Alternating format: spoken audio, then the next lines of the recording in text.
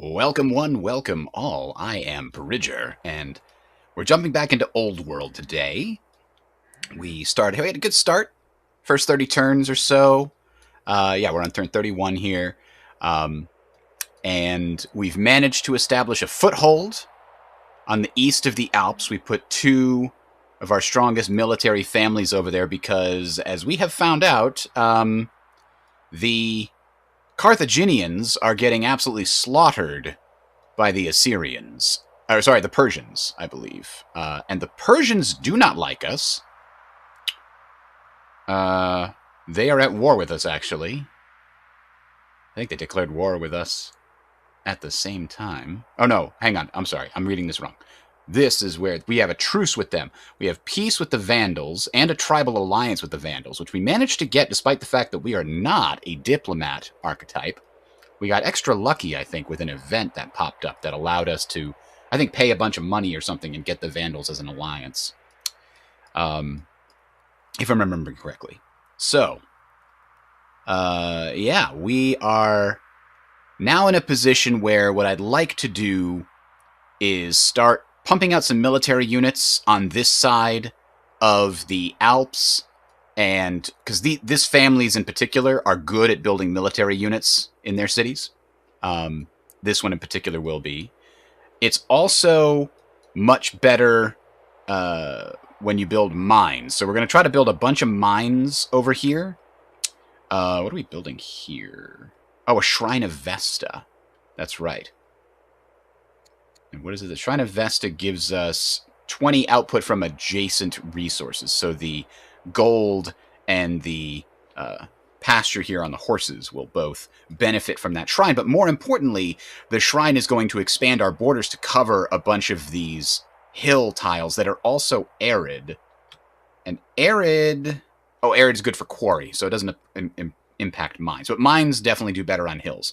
Plus, we've got this gems here that will also help us with mines. So, and if we could get over to the lavender here, that would also be beautiful. But we have some other luxury resources on this side of the Alps. So my goal is to try to build a bunch of mines here and make this, because each mine adds an extra training here that is used to create military units. So the mines will help turn this into a good training ground, and we'll also probably build like a barracks and other military styled buildings here. Make this our big military thing. This is also a military one, and we'll definitely build it up in that way, but we'll also use it probably to build out some resources. Like we could build a couple of quarries here along the mountain to get us some good stone. This is obviously also a great spot to eventually build a bunch of lumber mills, but we do have lumber mills over here already. And I think I'm going to build a bunch of lumber mills right around here. So that's our primary lumber mill spot so that we can focus on more military over here. The other situation that we have to deal with is we have the Assyrians here in the north. And I think that, let's see this, Assyrians, we have a truce with them and they're okay with us. But the Persians hate us because we married one of their enemies. Who did we... Oh. Married one of their enemies. Oh, did we steal her? Somehow, she's a Persian. And yet, they still don't like... Maybe I married one of my sons to a different family or daughters or something like that. I don't remember the deal. Oh, that's right. We have Prince Numerius, who we adopted as a baby in a shrine. We just found him. So, yeah. That's a thing. So anyway, yeah. The Assyrians don't like us, and they are crushing the Carthaginians slowly but surely here. The Carthaginians, I think, are down to only 2 cities now because this one is now under anarchy. I don't know. I think, yeah, it looks like the Persians will capture it soon. I was considering trying to intervene and hit the Persians while they're weakened because they've been fighting the Carthaginians, but I don't think I have the forces. I've got a couple of militia, 1 warrior, another warrior way over here, and another one up here that I was planning to use to try to build a very good defense of this single mountain pass until I discovered that there are several more mountain passes to the north. It would have been much nicer if this extended at least up to here. Then I could have defended this mountain pass and put a good defense here. But now what we'll need to do is take this city and turn it into a defensive bulwark against the north. Meanwhile, In the west, we have several cities that we can just move into without having to fight too much. And then we have a barbarian camp down here that we can move into with a little bit of fighting. So what I'm hoping to do is continue to pump out military units and get defensive situations and attack the Scythians and set up another. So we'll have 1, 2, 3 military bases sort of on our eastern border here. And then we can build up our economy here in the southwest. And hopefully we can keep the Assyrians happy long enough to make that work. Right now, they kind of like us. They don't like that we're close, but they don't hate us right now. And we are at peace with the Carthaginians, actually. And unfortunately, the one nation that we have a good relationship with is losing and soon to be probably kicked out of the game. I guess we'll see. So, with all that being said, let's go ahead and continue. We've got an ambassador who could do something. Let's try a trade mission with Assyria. I'm going to go ahead and pay to make this happen. I would very much like to get the Assyrians to like me here. We also have some very good land for mining over here. There's a bunch of hills next to each other, so I'm going to go ahead and try to do that. We do need to get the trade network extended, so let's go ahead and double check that. Right. If I build a road through this mountain pass and get it attached to this urban area, it'll then extend the trade network all the way up this river to that city, and of course this city's built in the port, so that's easy enough. And then, look, if we were to eventually try to get that, but I think that's a slightly overstretching ourselves, especially since we're planning to go north and west simultaneously. I like this city. It's a good spot, but I think it is too vulnerable with aggressive Persians out there. So, that all having been said, let's go ahead and start constructing that road to here. Ideally, it would continue into here, but that's what we're going to do for now. We're also building some military units back here in order to take on that barbarian camp. And the question is, what kind... Where did our scout go? We've got scouts out there, right? This one's on the other side. Oh, way down in the south. That's right. I'm going to come here over here and harvest some stuff. Although sorghum, it's like, meh. Harvesting gems, now there's some extra free culture. That's nice. And then lavender's the same thing. We can harvest a bunch of lavender here with that scout. Now our other scout is way up here with the Greeks. We want that come back, actually. Harvest the horses. Come over here to lavender. Harvest the lavender. Some sheep. We've already harvested those horses. So I'm going to try to get him to come down around the Gulf of Tergesti and try to reveal a bit more of what's going on with these barbarians. So we've got the patron family. One of our first cities over here has to be either patrons or landowners. We're going to see what's more going on over here before we do that, though. Roma developed a specialist. So we got the miner. We do need a miner because our metal income here, our iron income is very low. We also going to need more stone income as well. I've got to focus on getting this built up. I've already built a miner and a stone cutter here. We could build another stone cutter. That doesn't seem like a terrible idea. Let's queue that up and see if we ever get to it. Hang on, I thought I'd queued this guy for something.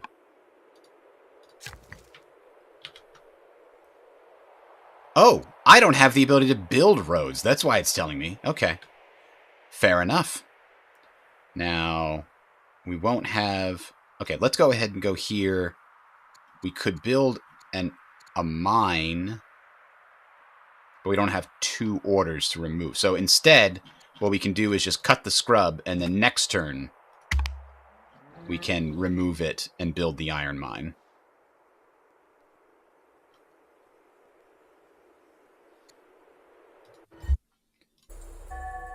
Oh no! Our heir is ill. Cut the land once more, build the iron mine. So this has a worker. This is building a worker. This is building a worker. Once these two guys get workers, we can really start improving our economy here. I've got an extra worker over here that I brought over just to help jumpstart this city. But as soon as we get some things going here, then I'm going to back off and bring that worker back over here. Potentially by that time, we'll be able to build roads. Ah, that's what the worker's going to do. He's going to come over here and try to get us access to these groves, which will give us luxury resources, which give us quite a few good options. We can send the head of the Claudius family on a mission. Oh, because she likes us, so we can have her intercede on our behalf.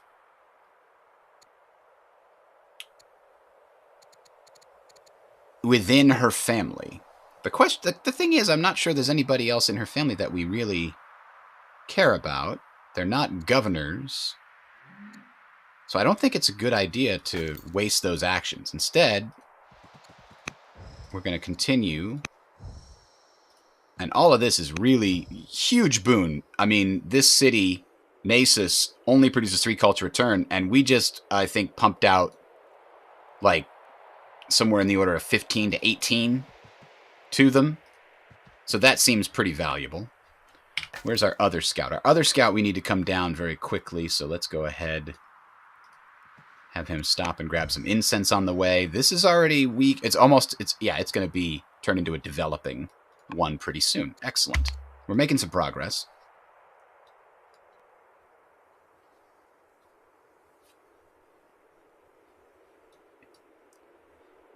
All right. News arrives from Greece. King Philip the Good has died. Uh-oh. King Alexander of Greece has taken the throne. Their opinion of us is cautious. Self-assured and assertive, Duke Remus exerts an aura of confidence. Interesting. I thought he hated me. Oh, he definitely does. And he's got more charismatic? That's probably bad. We've influenced him. He's still furious with us. Boy, there's nothing more I can do, really, to make him happy, except maybe give him a governorship, but that won't make him happy enough to counteract the fact that he's really angry that I bypassed him for air. Our ambassador completed her mission, so we can establish a trade route with the Assyrians, which will improve our relationship with them.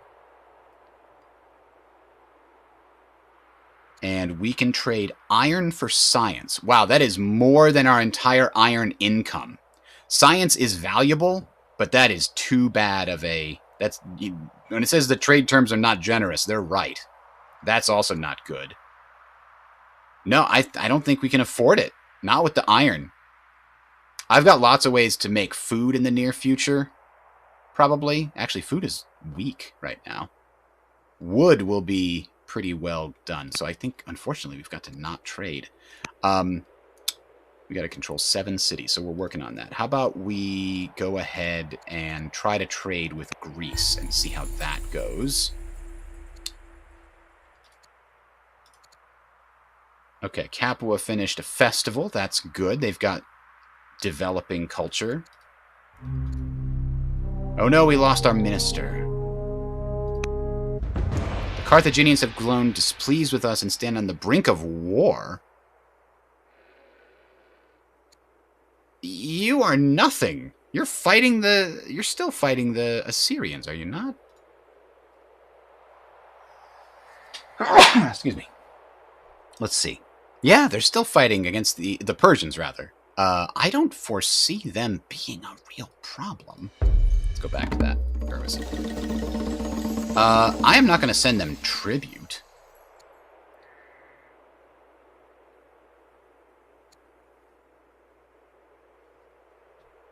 So we gain a warrior and a spearman. Or we gain 2 slingers. We would have to send tribute for 40 years. No, thank you. I'll take the 2 slingers and bonus legitimacy, please. I mean, the spearman is also tempting, too. I don't think we have the technology to build spearmen just yet. Where the heck are they? That's the phalanx. We don't know. We don't know how to make spearmen. Whereas we could make slingers on our own. And yet, right now, our entire military force is entirely composed of melee forces, so maybe slingers are a better option. Yeah, let's recruit the finest ranged units in Rome. It'll give us a little extra legitimacy, save us quite a bit of time. The Vandals joined our war. Now, the new... King Philip was found in a well weeks after mysteriously disappearing. Gee, I wonder if Alexander had something to do with it. Oh boy. Capua has reached a new culture level. That's good. Whenever they reach a new culture level, you get a special event. And in this case, apparently, it gave us a worker for free. Because it's a tutorial mission. I'm going to turn the tutorials off soon enough. Hello, Threefold Path. This is not my second leader. No, the Jesus baby is still there. He's still learning, I guess. Delegation from Greece arrives with a marriage proposal. Because... Oh, for my princess, my daughter, Marcia. So, this is going to be good. We want to keep peaceful relations with one of these nations. If we go to war with too many of them at the same time, we're definitely doomed. But if we gain this daughter-in-law... they're going to be available to make as various parts of our government. So we could choose hero, which would allow them to become a general. And they have a lot of courage, so they would do pretty well. The dowry is 10 stone. Or bonus charisma, we'd get an extra governor. And as governor, I think charisma increases civics, if I'm not mistaken. So we're doing okay on civics. And how are we doing on governors? We haven't chosen a governor for this, but we have lots of options. Holy moly. Okay. So I'm pretty sure we want the general. Yeah, the hero. Pyrrhus the Witty.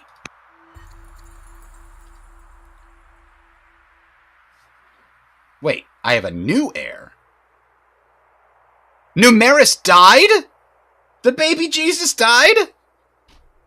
Oh no! I did see that he was ill. I didn't realize he died. On the left side of the top bar, you can know... Yeah, we know about the name. The succession laws are interesting. I don't really mean...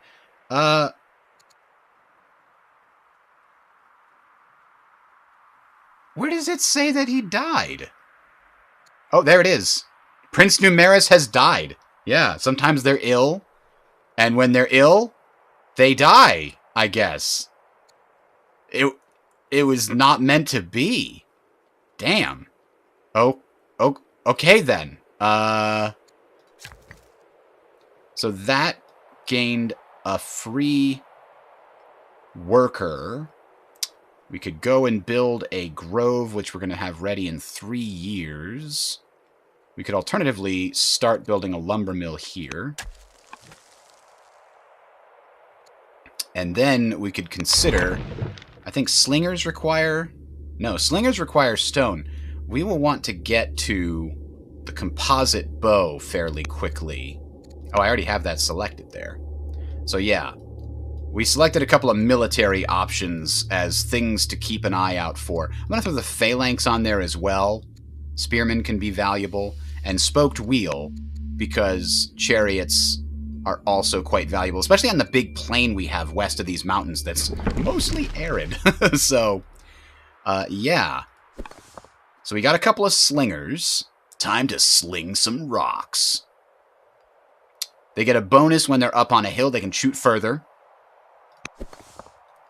Now, we could take both of these over here and just start firing away at the barbarians before we even get our melee units. I'm getting one more slinger that I'm going to bring over here as a defensive gesture, especially now that we're technically at war with Carthage. And then we're building up melee units. Let's go ahead and rush this warrior first ahead of the slinger. Not rush him, because we can't really rush him. So governors available. Capua can be a governorship, and we can give that to whoever we want. We could gain... bonus training. We are building a slinger here. We can actually not do that. We can instead work towards something else. But what else? Let's go ahead and start a settler, because we're about to clear out this, and I think that might be a good place for another Valerius family. Oh, damn, Greece cleared that one out.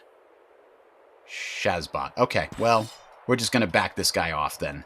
We don't need to worry about trying to defend that anymore. The Greeks picked off the tribe here before we could get to it. But honestly, we have plenty of places to expand into, and that would have been a little exposed. It's pretty good, too, for production.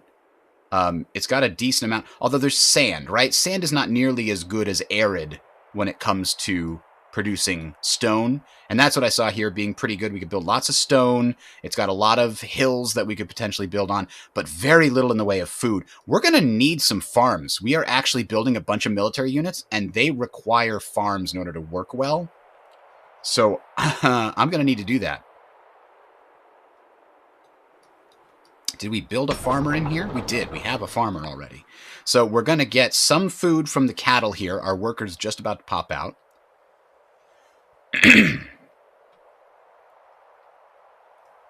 Did the brother poison him? I guess that's possible, but now Princess Mercia is, you know, like bypassed. Oh, plotting against me. I don't have a spy master, so I can't order him, like, murdered. And I don't have I think a chancellor is required to arrest him, so, like, bad things could happen.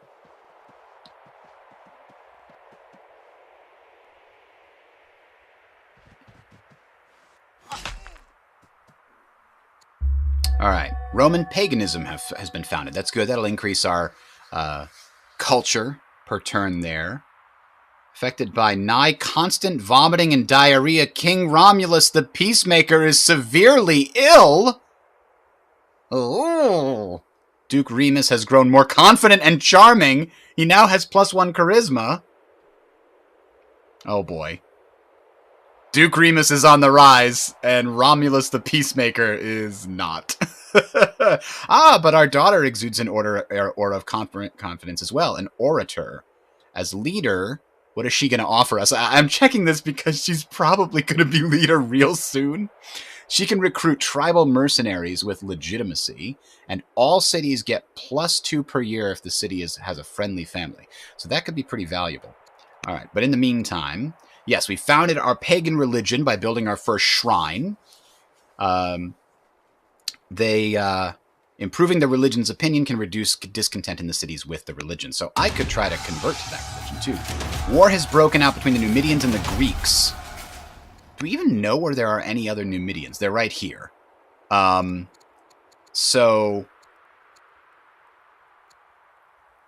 Do we want to declare war on... We have to choose a side, huh? I guess we choose the Numidians. And a marriage proposal from the Valerians for my son Duke Vibus. He's second in line, which you can see from this little 2 around the crown here. Hello, Timmy Jim. What's the replayability? I will say there are a few events that I've seen more than once, but there are a lot of them. There are a lot, and they're pretty good. I haven't finished a playthrough yet. I've done a couple of partial playthroughs, and then like, oh, I understand how this system works. I've completely screwed this up. Let me start again. So, I think it's very cool. You can tone down the events or tone them up if you want to in the settings. So let's see. Hold on. Let's see. Who would we want to have as a daughter-in-law? Another orator who would be a good governor, or a builder who would also be a good governor.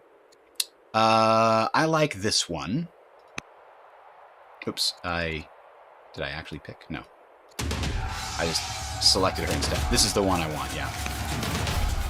Alright, Capua has reached the developing culture level, various options for hurrying production. Yeah, so once you get to developing culture, there's like 4 culture levels. There's weak, developing, strong, and legendary.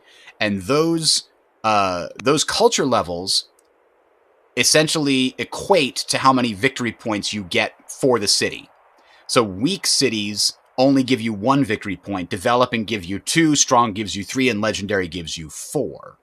And one of the ways that you can win is reach a certain number of victory points, which is based on the size of the map. So the more cities you command, and the more developed they are, the better your victory points will be. As you can see, Greece is kind of crushing it right now because they have 5 cities and 2 of them are developing. Plus, they have the Hanging Gardens, which is a wonder, which gives an extra 2 points. So that's one way to win. Another way is the ambitions victory, where you get 10 ambitions. You win that way as well. I haven't decided which one I'm going for just yet, but let's take a look at this. Duke Remus brings his concern about the Vandals. We have a tribal alliance with them. They're going to let us expand into their territory for free. Like, I could make him go from absolutely hating my guts to only being kind of angry with me. Oh, but I'm a tactician, so I can sort of convince him that we're building our military. Oh, that's beautiful. We did need a warrior. Okay, I'm actually going to go ahead and cancel the other warrior I had queued up. That's going to save us a lot of time, actually. That's good. Because now I'm going to bring this warrior over here to help us finish off this and make our way towards those barbarians. So we put a settler on the queue, but I'm actually going to bring it up and make it top-notch. And again, let's see, we've got a worker available. The first thing I want to do is immediately go over and... we need husbandry. Crap. Okay. That's not our location. We do have a trapper, but this'll do. This'll give us 10 food per year from the game. And it'll give us growth here, so that will be good. I'm actually going to bring the the militia over to guard these guys, because it's a little of exposed position. We could have some Carthaginians rush out. Persia has now taken full control of Carthago. All right, we're building a slinger here, and then eventually another warrior. We're also getting walls. Like, I'm trying to make this is the most exposed city we have, so I'm trying to build this defensively as best I can. We're solving our food problem in 3 years, which should be enough time. We could always buy some food if we have to hold us over. It is multiplayer, and I read they just recently added the ability to do sort of play-by-email asynchronous turns. I haven't tried the multiplayer yet, but I do want to try it. Thanks for the question, Timmy Jim. How will your relationship with Duke Remus be after you die?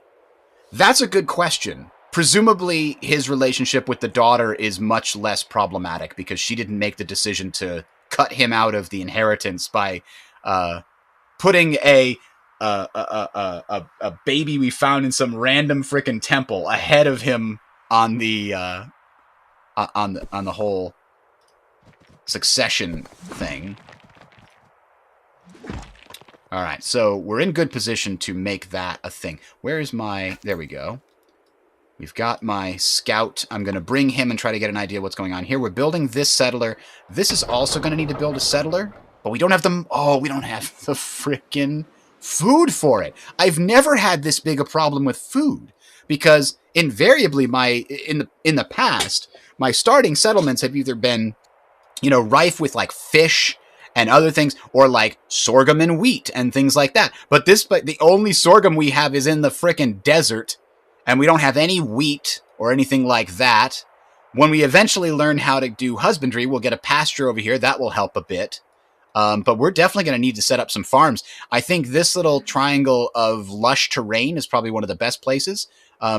Another option is...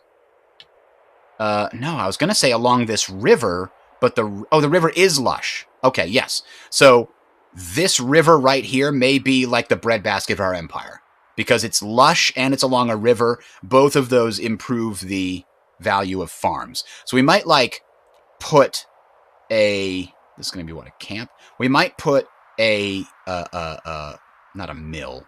The other thing that they have...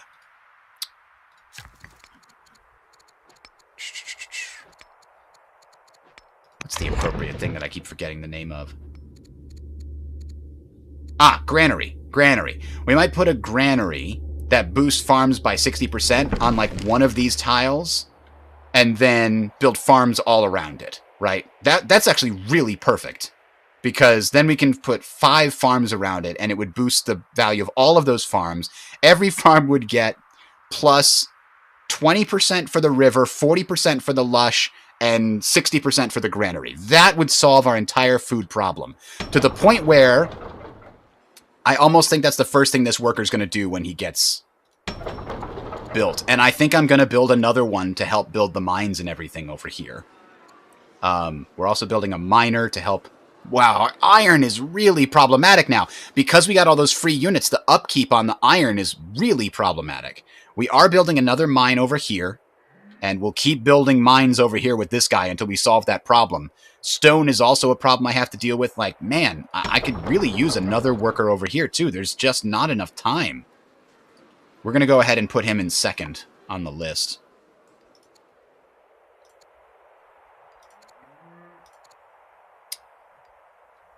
Okay.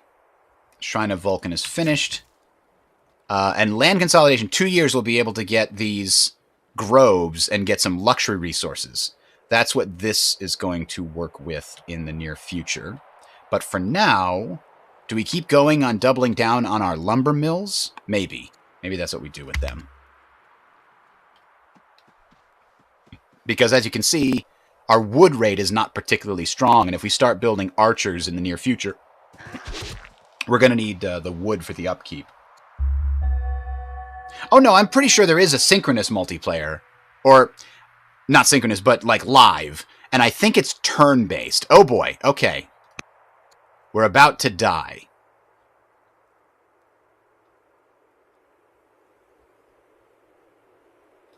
Oh, this guy doesn't like me. Simon the Exotic is a member of the Assyrian court, arrives with a special request. He wishes to remain in Rome as a foreign ambassador, living among our people while supporting the cause of his fellow Assyrians. Granting such a position to a foreigner, including a palatial home and court access, may anger some of the citizens in Roma, but it would certainly bolster relations with the Assyrians. I think I want that. I'm a little scared of winding up in a three-way war, because nobody really likes me. So, welcome him warmly and appoint him to a court position. Because we are honorable, we can do that. It makes them happy. And it gets conspiring with King Romulus. So he's very, like, it's not going to matter, but... Oh, and it's a way to avoid all the unhappiness it makes in Rome.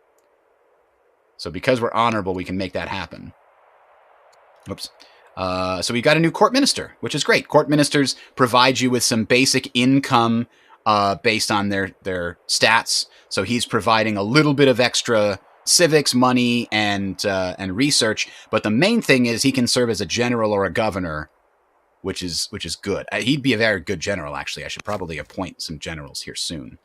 So we're going to go ahead and continue with the lumber mills. Oh, it cost me 20 iron. Ugh, lumber mills are expensive. But we're almost done. If we build, 2 more lumber mills here, those 5 plus this one should, because this boosts the value of lumber mills, as I recall, the Shrine of Vulcan, plus 1 output from adjacent lumber mills. So that's why we're building them around that shrine here.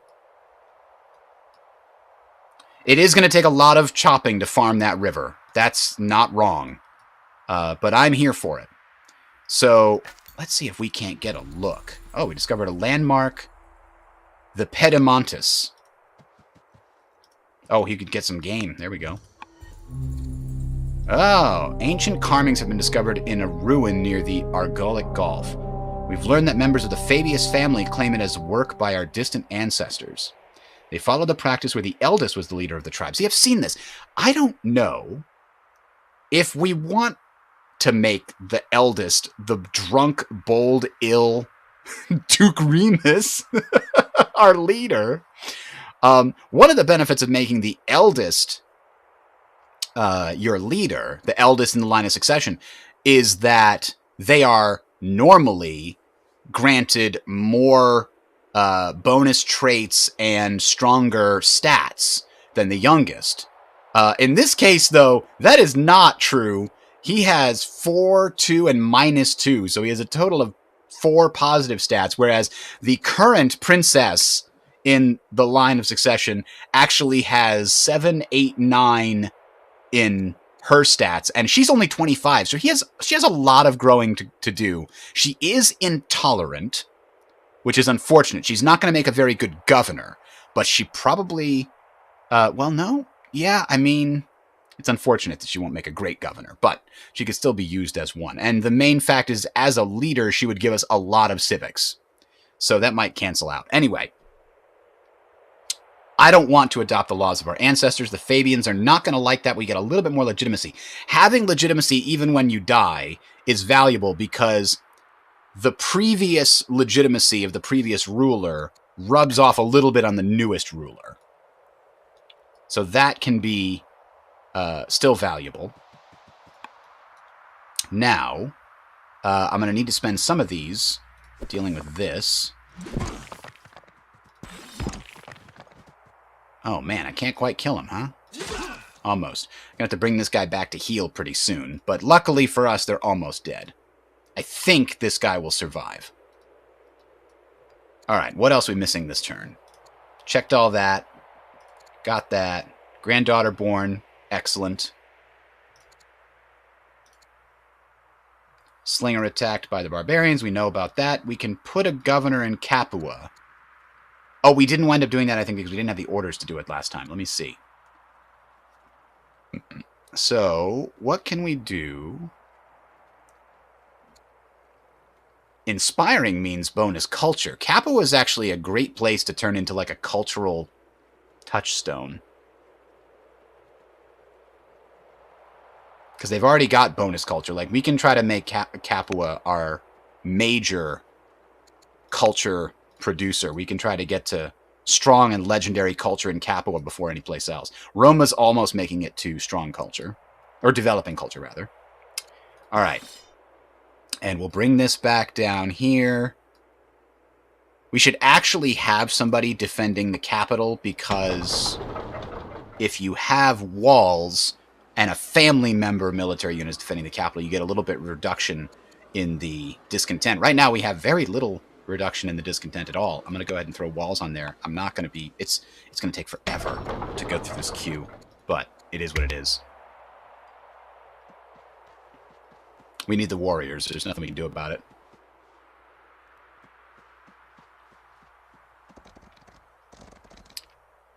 Uh-oh. Carthaginians are coming. Oh, we lost the slinger. Damn it, I should have gone back and healed him that turn. I honestly thought we would kill that dude. But so now we've got the new leader. Our ambassador completed her mission to establish trade network with Greece. Okay, here's something... Jesus Christ, the terms are not generous. Wood for training. Definitely don't want to give away stone. Honestly, we're not going to use a lot of wood for a while. Until you get archers, wood is not used in large quantities. So I'm okay with this if it helps get our sort of Greek happiness level up. We'll take these bad terms because it will give us more training, and I'm not going to say no to that. Carthage used force march to bring their scout to the front line. Force march requires training, blah, blah, blah, blah. All right, we've got three options here that all lead towards something we already know we want. Pasture, however, is going to directly help us get more orders per turn and get us more food and things. So we definitely, I think, want husbandry. Wow, our money is down now, too. We need hamlets and all kinds of other things. Treasury wouldn't be terrible. We don't have time. We also need roads. I'm taking husbandry to start. They're all leading towards military targets that we want. So we got to choose a new governor for Rome. We could get some money here because she's got... She is a builder archetype. Faster to build improvements. That is actually going to be very helpful to develop in there. See, the queen could do a lot here, but minus money is bad. I'm going to put Plautia in charge of this city.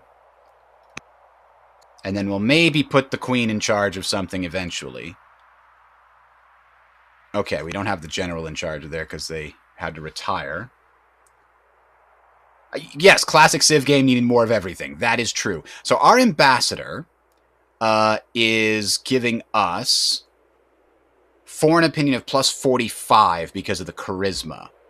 We could increase it even more, or we could increase tribal opinion or religion opinion. Religion opinion is nice, but it's not very high to begin with. So I think I'm going to go with boosting our foreign opinion even higher.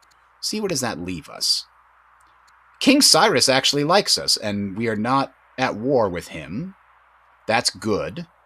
We got the Greeks to really like us, too. King Alexander is pleased. We might even be able to get a peace with them now. All right. We're going to go ahead and start that process of chopping all them trees down to build the farms we were talking about. Because this cannot stand.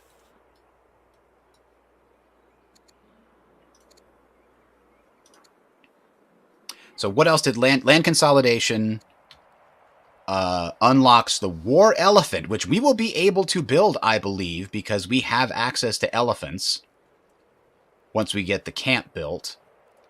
It also unlocks the grove, which we're going to go ahead and take care of pretty soon. And the camel archer, which we do not have access to camels, I don't think, anywhere nearby.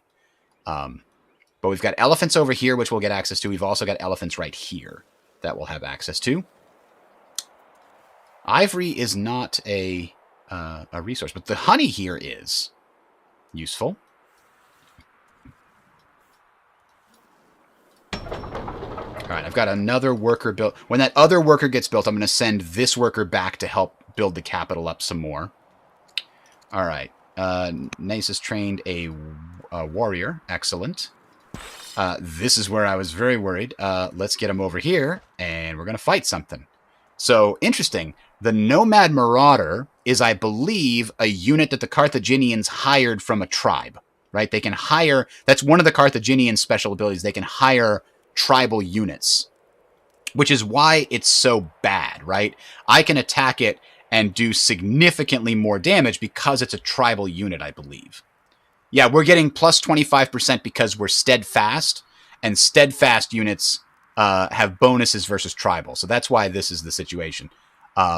Tribal units, I think, also can't earn promotions, if I'm not mistaken. Plus, we have our... Oh, this is one of our generals as well, which is helping to significantly increase... Oh, wow, we killed it. We absolutely just killed it. So that was a critical hit. That'll show them. Don't you dare come over here, I guess. All right. Mission accomplished. All right, we've got a lot of events triggering here. So in all this conflict with Carthage and all the destruction that accompanies war, we find ourselves further reduced by tragedy. King Romulus, the peacemaker, has hit the nation... The death has hit the nation at the worst time. As a new queen, Marcia must take up her predecessor's mantle and lead us on victory against the Carthaginians. So I actually only have 20 years to complete that other ambition and found 3 more cities. So I need to do that ASAP and focus on that exclusively for a bit. Reply to Barsine warmly and seek her favor. This is the Persian leader, right? Oh, no. It's not. I don't want to undercut. I want politely refuse and make sure. Oh, this is the heir. That's right. So the idea is, do I want to keep good relations with the current leader of Persia, or do I want to get better relations with the upcoming queen of Persia? And he's kind of old. So... yeah, I think becoming endeared to me, plus 80, is going to be very good when Cyrus finally kicks the bucket. I noticed only because I saw the portrait had changed. Character can be assigned as a general. Yes, we know about that. We've talked about it before. Your leader, Queen Marcia, is an orator archetype. So all religions like her. We can recruit mercenaries with legitimacy. And 2 orders per year... per friendly city. Oh, it's friendly meaning with a family that is happy with you. Yes, I know I can recruit mercenaries, but no, I'm not going to, I don't think. Daily veneration. So now this is about our gods here. Do we want an ambition to control 8 shrines? Found a world religion... Ambition, enact divine rule. Huh. How far away is divine rule? The problem is we're putting a lot of faith into the military aspect of this campaign. And I don't know that we're going to be able to found a world religion either. So, like, this is just not in the cards for us. All right, Marcia is you. So we get to... She's been promoted. She leveled up. And we can gain some wisdom. You know what? Oh, no. What we needed was to gain some discipline. That would help our monetary situation. But I guess failing that, some bonus science is always helpful. So we built a Shrine of Vesta. Now we don't have husbandry yet. We still need 3 years on that. I'm going to go ahead. This is going to give us 20 income. I'm going to do that right now. And I'm actually going to have this guy escort. Oh, I can't do it quite yet. I'm going to escort that soldier or that worker on the future turn. Okay, so all of that happening. Almost forgot we're still over here. There we go. We need a settler out of this city ASAP. And then do we need a settler out of one of these? Because we can settle 1, 2. Maybe we can get down here. Maybe we can go up here. What kind of city do I want over here? Probably more of the same.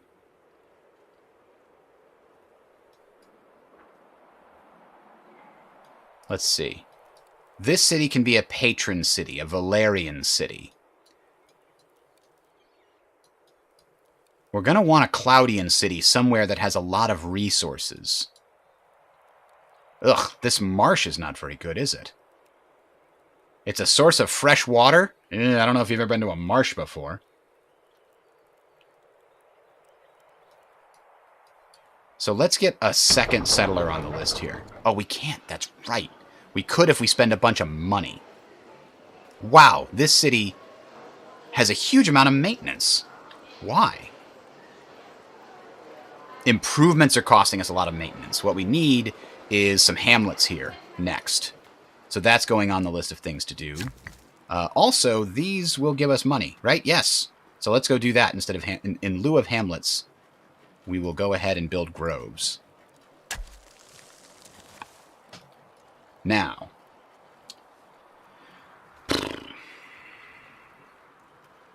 we're working on the food situation.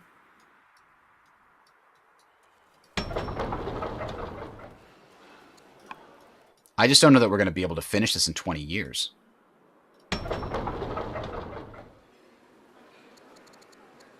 We just don't have the food for it. I'm going to have to save up a lot of money. Maybe sell some other stuff. Ugh, I don't think we're going to make this ambition. I'd like to, but I think we're done on that. Our leader died a little too soon. Because when your leader dies, the ambitions that you have become legacies, and you have to complete them in 20 years. Yeah, I know that. All right, so here's our capital. Why did it click here? I'm actually going to cut the warrior out of this process here. I think we've got enough military units for the moment. And our legitimacy is a little low because we are the new, so we have a very little legitimacy from that purpose. King Cyrus is dead, and the new queen probably likes us a lot. She's pleased. That has an impact on whether Persia likes us. Governor Pauline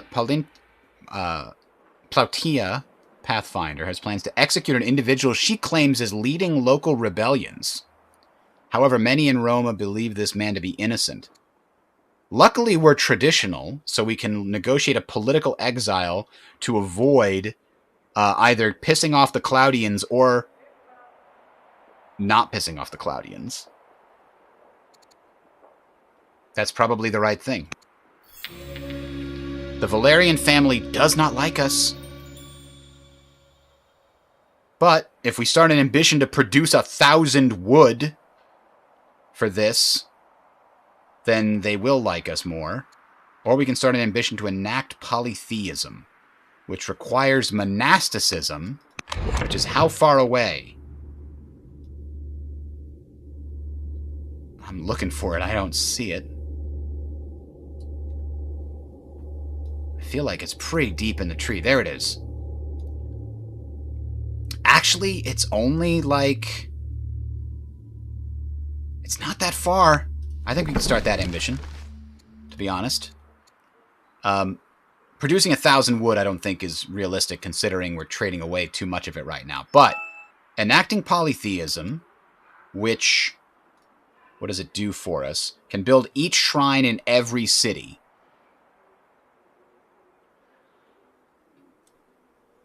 What's the other law that we need in order to... It's divine right or something, right? In order to... in order to bring up our little pagan religion as a full-on state religion. Is it one of these? It was a law.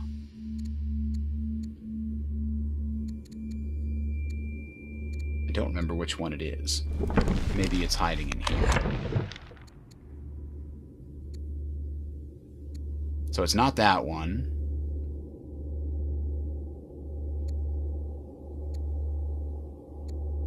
There was one that lets you use your pagan religion as a state religion, and it's not a... I don't think it's that one either. Divine rule. There it is. That requires citizenship.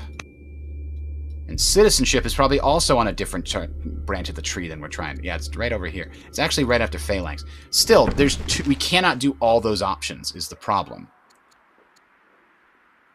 So I don't see the value in going for polytheism, except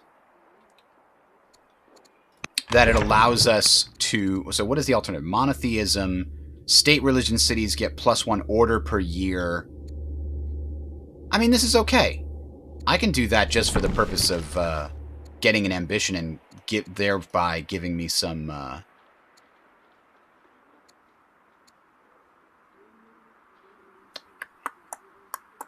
Yeah, that's the one. So we'll go ahead and get monasticism is also targeted on our list. We got a lot to do. We do know we're going to need this. Oh, it's salt. That's right. Salt is good. We're still waiting for husbandry to finish, so why don't we go ahead and build up this salt while we're waiting. This city is trying to get our mining improved. So we're going to keep working on that.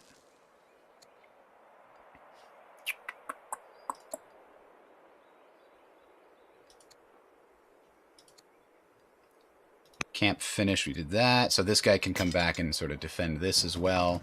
Over here, we wanted to make sure this guy's defended, although we do have a chance to maybe end this war. No, they still don't like us. But what about this? Have we influenced her? We have not. So I think if we influence her, we can probably get an alliance with the Persians.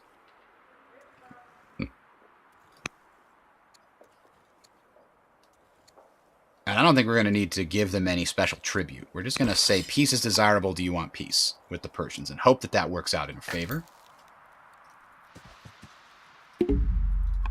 Oh, we're out of orders, okay.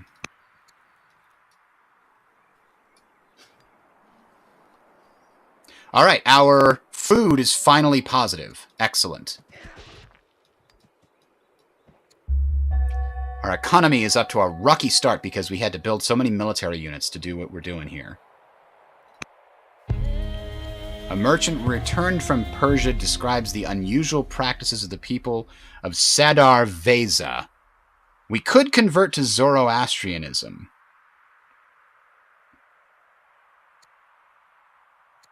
Honestly, having a state religion is valuable, and this is going to let us do it... Oh, no, we're not doing it for free. It's whether you support it. So we can just... Yeah, let's support it with the intent of potentially maybe adopting it. Now these guys... Incense. I think we need to continue working on the lumber mill situation here. Just get that up to double digits, and I'll feel a lot more comfortable.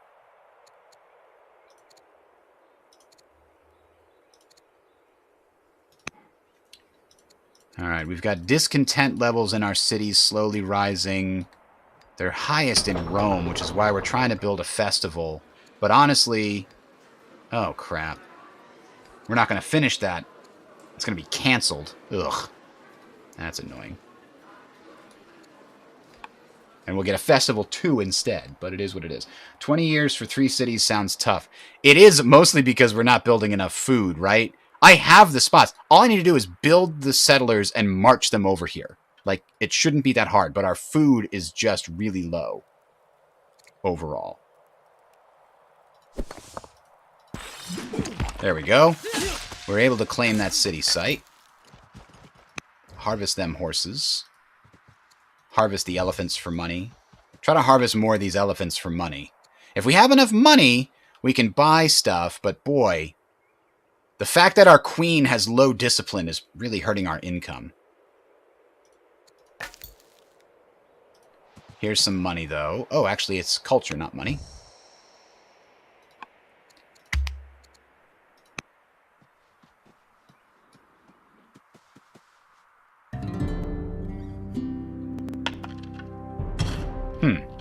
That's the sound of a founding city. What? Okay, Persia really likes us. They've converted to Zoroastrianism.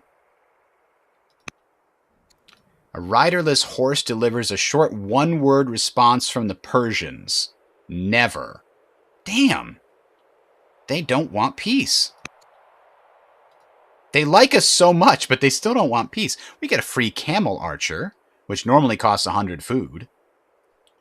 That's kind of nice. On the other hand, here's our ambition staring us in the face.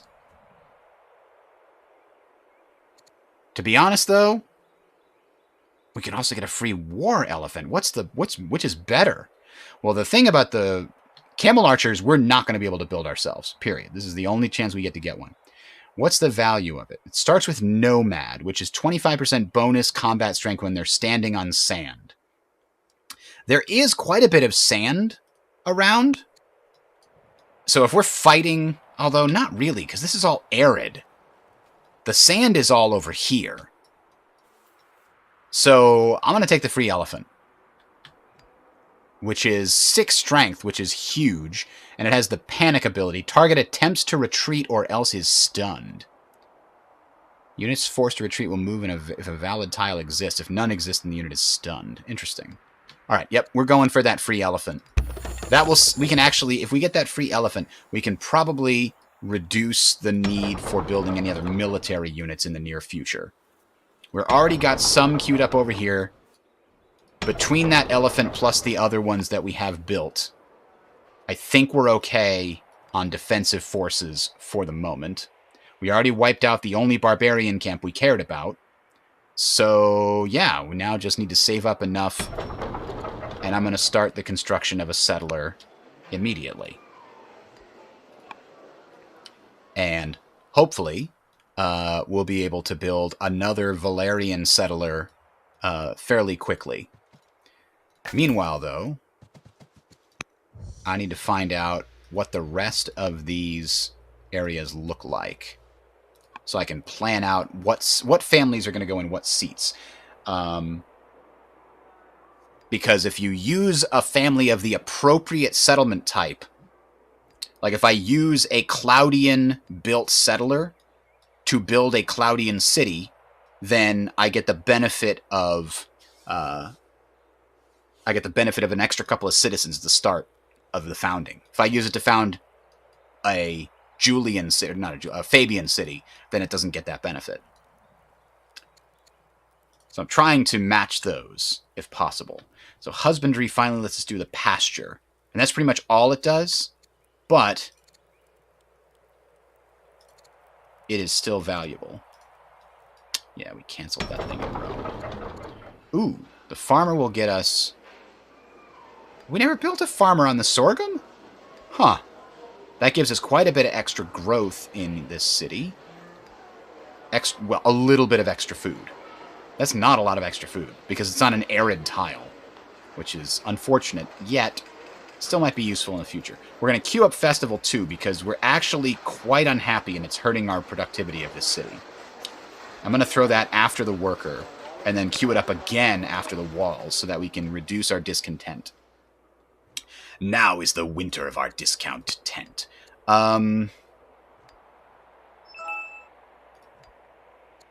The Greeks like us. Maybe we can get peace with the Greeks.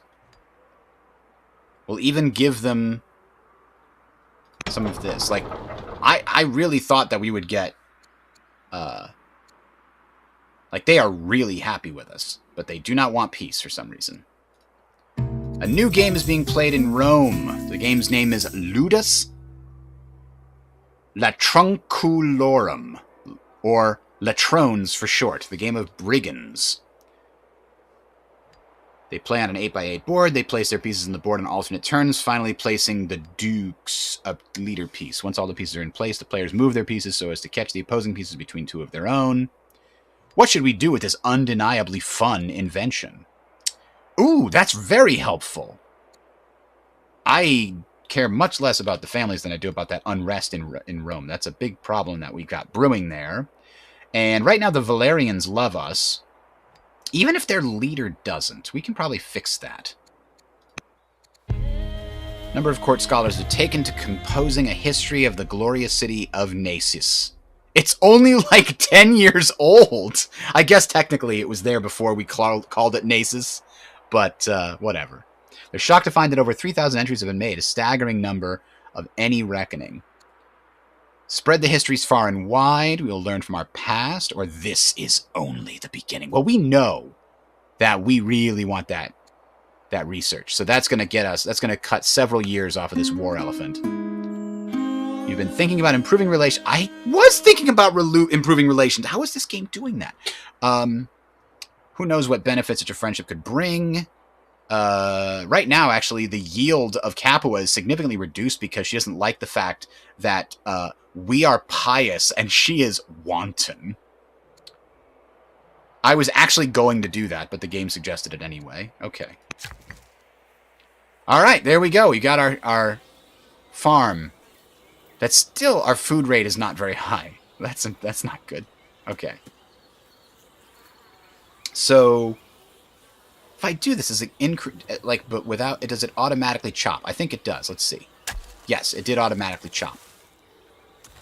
Although, 39 to 59, shouldn't I have gotten it twice? To 59, and then clearing land should have gotten me more. That's interesting. Huh. Yeah, I'm not sure why that's the case. If you spend the extra orders, I guess you get the extra lumber. All right, let's continue here. Now, this city needs... Why can't we build this? Oh, it costs 20 food. Ugh. Stupid specialists and their food requirements. So, with 8 years to build this settler, and 17 years yet to go, could I start a settler over here? I do not have the money. Maybe next turn. I'm going to get 22, and I'll get a little bit of food there. But it's about buying food in order to make up the difference. All right.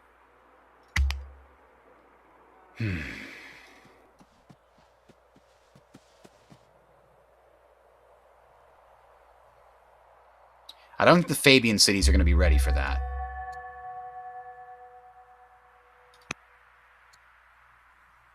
Huh.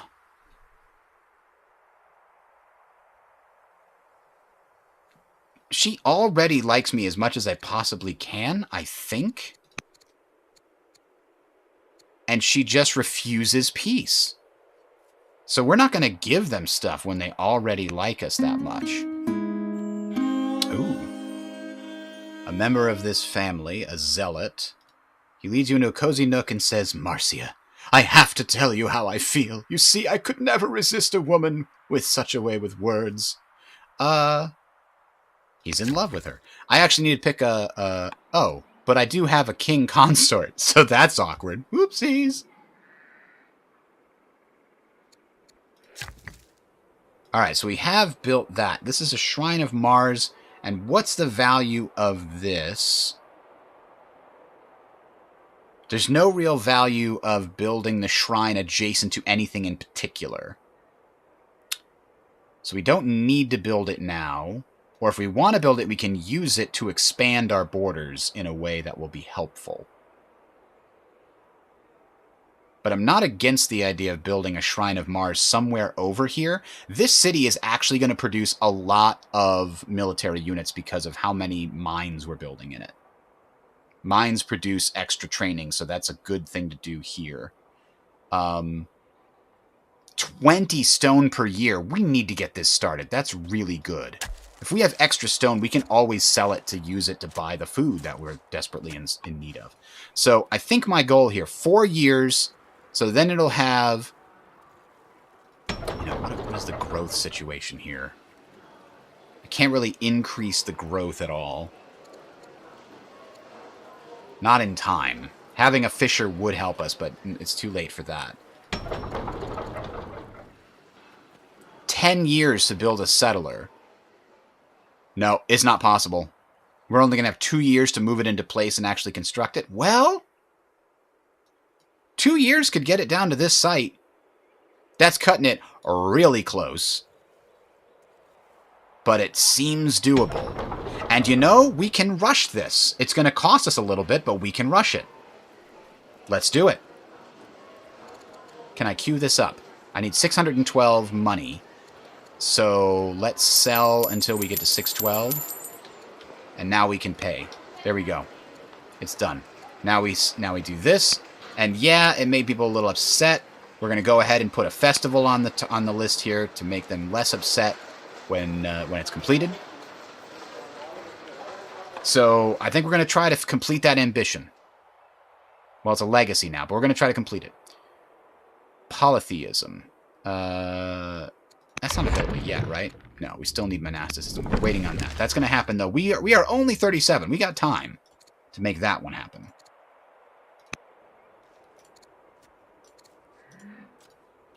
All right, what's the other... Ah! Now, this worker, I think it's probably best to build a garrison here.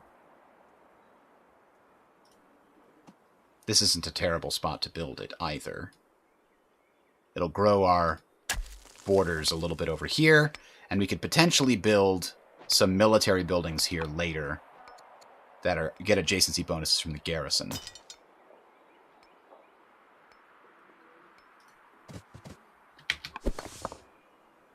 And this one we want to leave it there. That was control space. Maybe not. Ah, we gained a new warrior, which I think we're going to leave here in the capital. Assuming we ever get these stupid walls built, it'll help us with our discontent. We shouldn't need that anywhere.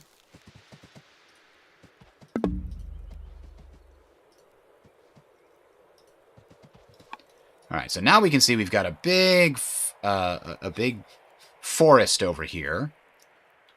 And having these cities is going to be good, but they don't have a lot of useful resources.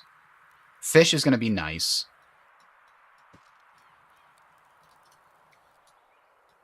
Then again, we already have quite a few good resources. Alright, so we've got another scout over here that hasn't moved in a while because we just didn't have the orders for it. Aha! Harvest the wine. That gave us... Ah!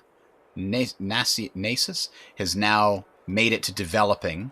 So now the only weak cities we have, the only weak city we have is this one here. So this one could actually use some things that increase its culture to catch up with the rest. And festivals are one of the best ways. Well, sorry, not the best ways. One of the only ways to do that right now. A miner actually also increases that and gives us salt. Let's get that ahead of time. Who are the purple people whose cities you're planning to take? Those are the Vandals, I believe. Yes. We have a tribal alliance with them, so they will let us settle on their cities as a result. The other thing is we can move their units with orders.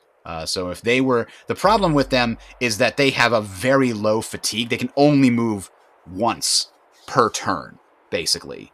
So I can move them around and fight with them to help me with my wars, but it takes a lot of orders to get them to the front line. So a tribal alliance is only helpful in warfare if, like, it's on the border where the battle is taking place.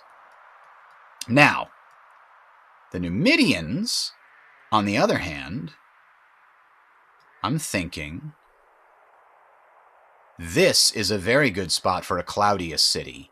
And now that we have all these extra military units just chilling, including very soon to be a free war elephant, I know that these purple ones are mine, basically. I'm going to go ahead and try to take that Numidian settlement, because we are at war with them, if I'm not mistaken. They forced our hand. We lost a little bit of legitimacy there, because we tried to influence someone, and we looked weak in the process of that influence. The price for peace is unacceptable. We will maintain the truce instead. Peace with a major faction is valuable for a number of reasons, but one of them is if you can get some roads connected to them, you get some bonus income from trade. For every foreign city, you can connect to your trade network. Right now, the other problem we have with these cities is they're not connected. Luckily, I think, yes, roads are on our list of things to get. The problem here is we just keep adding to our list of things to get, and it keeps getting bigger, which is problematic. But we're working on it. Okay, so I take it back. We're going to actually move this guy over here. And we're going to take our slinger back as well and heal him up. This one's going to stay here just to make sure we don't lose access to that city site. Ooh, that's controlled by Persia now. Persia settled there, huh? Conquered it. All right, we're going to go ahead and send this warrior down. Whoa! Hey, whoa. What's going on over here? I did not think there were going to be that many troops on the map. All right, that's problematic. Let's maybe also bring... Oh, we can't bring them guys out yet. We're going to need these slingers. All right. The war elephant's going to be necessary to make this work. I thought maybe there were going to be 2, 3 there, but there's 4. The Fabian family stages a contest of politics. Discussing the merits of our highly centralized state, they request that the court send a royal scholar to defend the status quo. Despite appearances, the Fabii assure us that their interest in the matter is purely theoretical. So we could use our orator skills to make the Fabians in favor of centralization. But we don't have the money for that, but that's okay, because we are an orator. And now the Fabians like centralization. They're in favor of it. We've convinced them, so now they're actually liking us more as a result. What's our situation here? Okay, none of the houses hate us anymore. Like, we kind of had a situation where they kind of hated us. Do we want to convert? We can't do it just yet, but if we do, it might make some of the others like us a little more.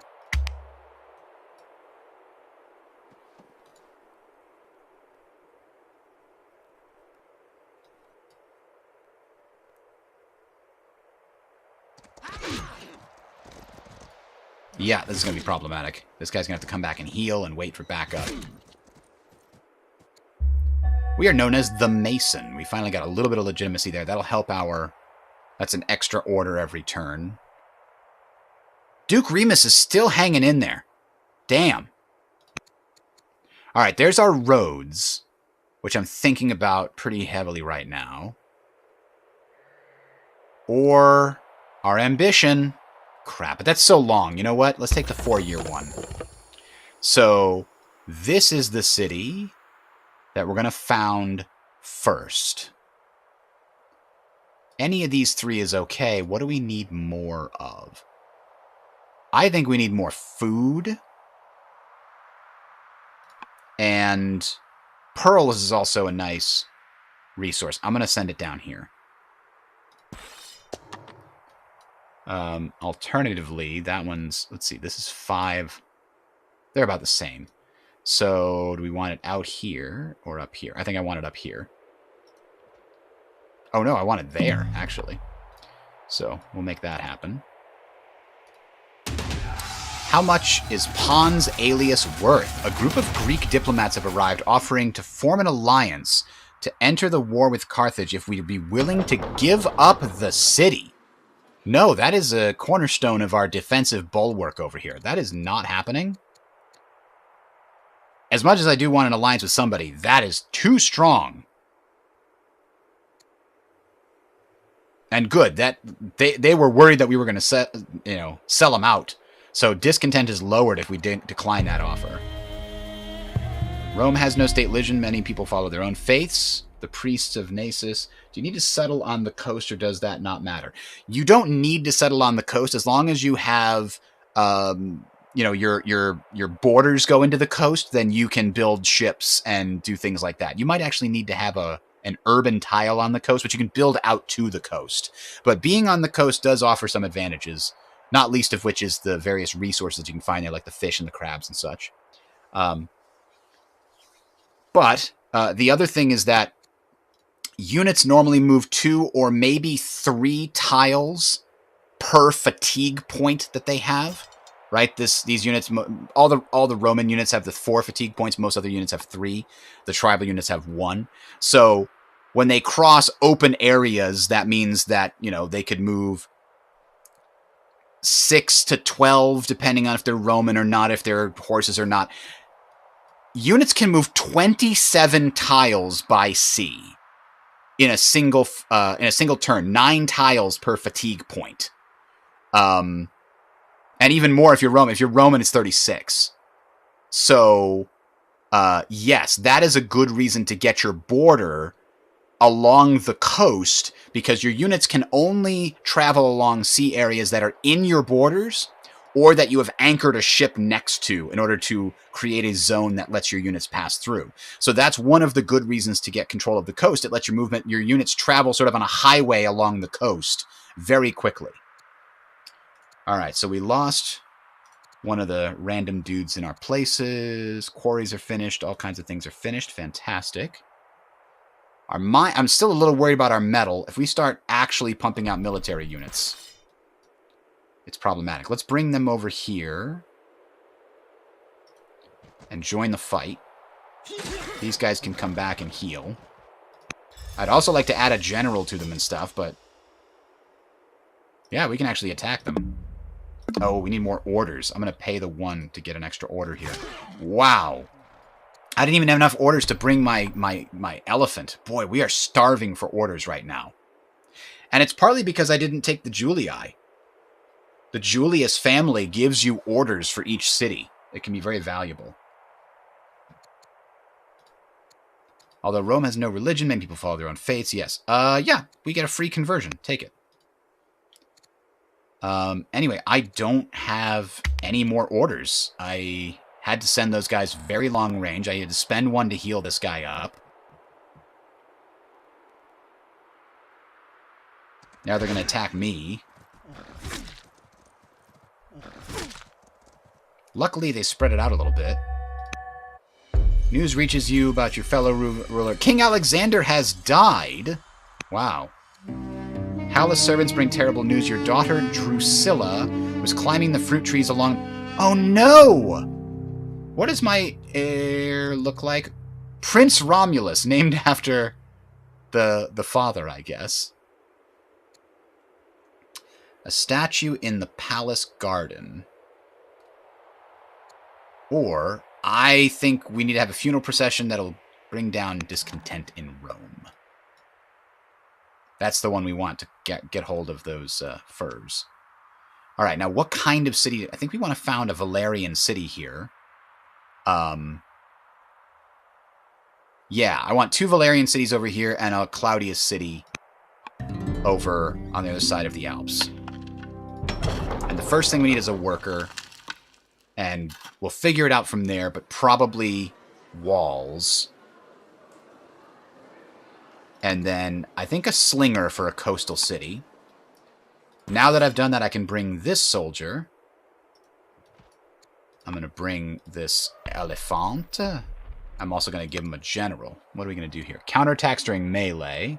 It's a melee unit, right? Yes. So counterattacks during melee is pretty valuable. Healing in neutral territory is also very good. But I think I want the counterattack during melee as a little bit better. Every time they attack me, they take damage. That's pretty good. I can also take my queen, which increases the defensive strength by just a ridiculous amount. Means they take no damage.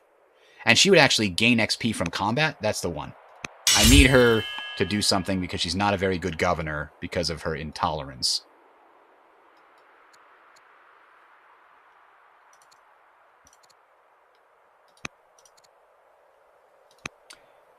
Let's see. Discontent in Capua. So we do have a festival on the list to help reduce that. And honestly, we need that warrior less, so I'm going to bring that up.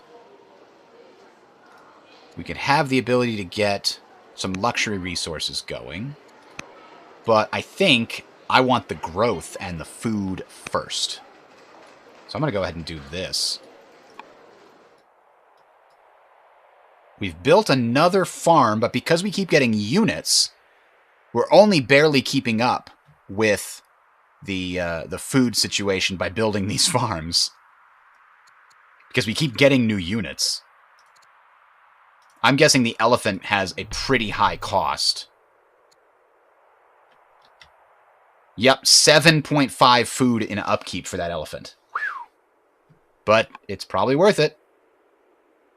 Here's hoping. Alright, let's bring this guy back to heal. And we can kill that one. Yeah, let's do it. And I'm going to leave this militia here because I kind of don't mind if it takes some damage. I want to save the warrior if I can. The warrior's actually got enough XP to level up.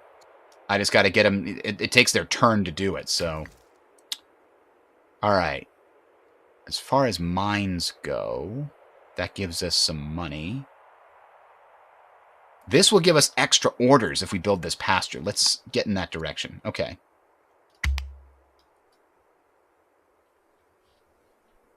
Our workers are kind of at a standstill because we're spending our orders to fight these Numidians. And I didn't even have enough to bring these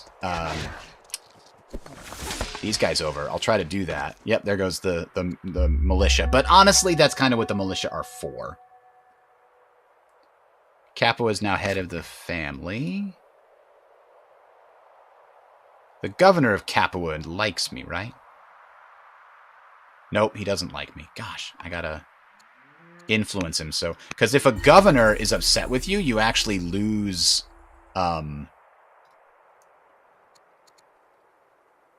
because as a governor, +1 discontent and the yield per opinion modifier is reduced. So yeah, I think that means that this city is producing less stuff.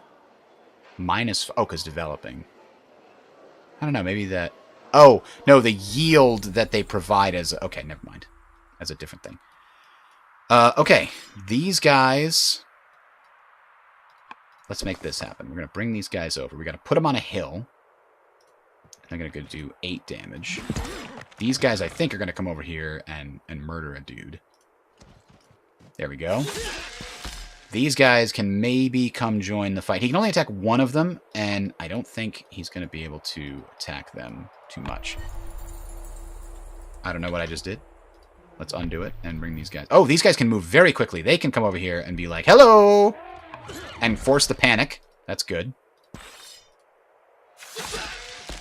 Kill them. These guys can stay here. If I spend an order to heal them, they'll gain 5 HP. If I leave them here doing nothing, they'll gain 1 because they're in friendly territory. And now that the elephant has joined the fray, I don't think we need to spend any more orders on that. I think we need to try and get this pasture built so we can get plus half an order. And then if we build a rancher there, that's another half an order. And now if we come here and build... oh, it wants to build a farm, but what we want to build is... Do we have the ability to... We don't have the ability to build a granary. You got to be kidding me. All right, that's going on the list because the granary would significantly increase our farm output. But in the meantime, let's build more farms, right? So we chop, and we chop, and then we farm.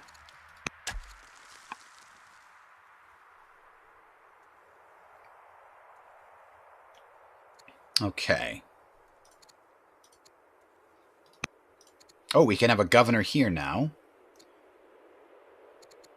Vigilant means bonus city defense. That's good to have for a governor. Ill, not so good in a governor. Ooh, also vigilant, and I like people who are vigilant and not ill. Okay? We're going to take him.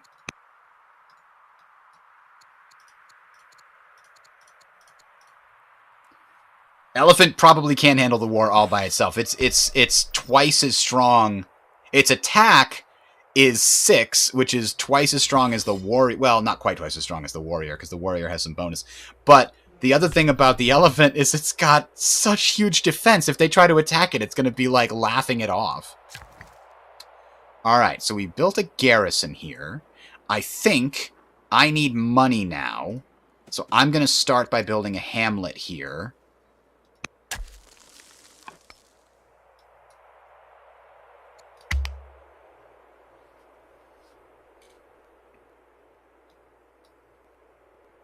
See what happens with this battle. And as soon as the Claudian settler, it says 3 years. I might rush that a little bit. Assyrian leader is dead. And we didn't really care. Ah, she leveled up by leading the war elephant. She can become an engineer. As a general, it gives her bonus strength versus siege and ship units. Probably not valuable on an elephant, but fierce is bonus versus infantry units. That's okay. Upgrading charisma gives the war elephant even more defense. Also gives us more civics. As a leader, all units would get bonus versus infantry units as well. I forgot. Okay. Yeah, anytime the leader of your country gets a thing like that. I think fierce is the right one here. Bonus versus infantry units seems like a very valuable addition. Now we could build the Shrine of Mars. That's not where I want it, though. Let's go ahead and continue to improve our mining network. And what's the situation here? This guy, well, he's going to go back and get help. But right now, could we kill it? Yes. If we go adjacent to them, we can kill it. Because the closer you are, the more damage you do with ranged units. There we go. And now, ooh, these guys get very, well, he's ambling forward. Good job. These guys have very high defense because they're in an encampment, unfortunately. So it's going to take a while to pound them into the dirt. Let's bring these guys back. And I kind of want to promote them and heal them. But I think the promotion is going to... bonus, we already kind of got that. I'm going to get strike 1. These guys, I kind of want to heal them, and next turn they can come in and help. Right now, we've got 2. Another one will help. Let's go ahead and rush this settler for how much unrest? Only 16. That's not too bad. And then this settler's got 6 years. That will leave us 5 years to bring it and make a city here. No problem. We can do it. We've got this legacy in the bag. And then we just have to focus on polytheism. NASA's finished walls, but unfortunately, until we can bring back...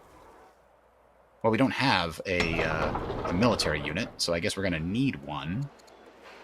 Probably a warrior. In order to provide the negative discontent from having a wall defended by... By the way, I did notice one thing. Cities that have walls... Well, I don't know what the square is, actually. I was going to say, cities that have walls...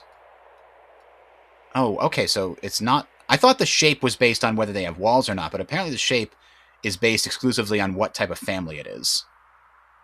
We've got the circle, we've got the square, and we've got, like, the crest for the Fabians.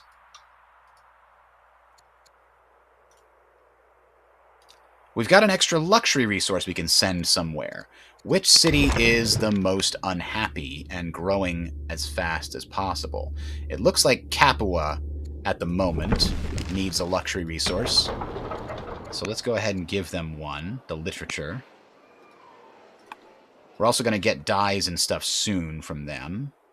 All right, what other things can we do? Well, I think we continue with this. Now, in the family seat, -1 discontent levels per culture event. Oh, that's nice.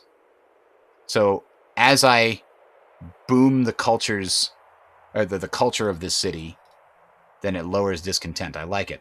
Rome, unfortunately, is going to take 214 years to get to strong culture. We're going to have to do something about that. I don't think there's any of these guys going to get us culture. Now, a stonecutter would give us some extra civics, which I'm not against.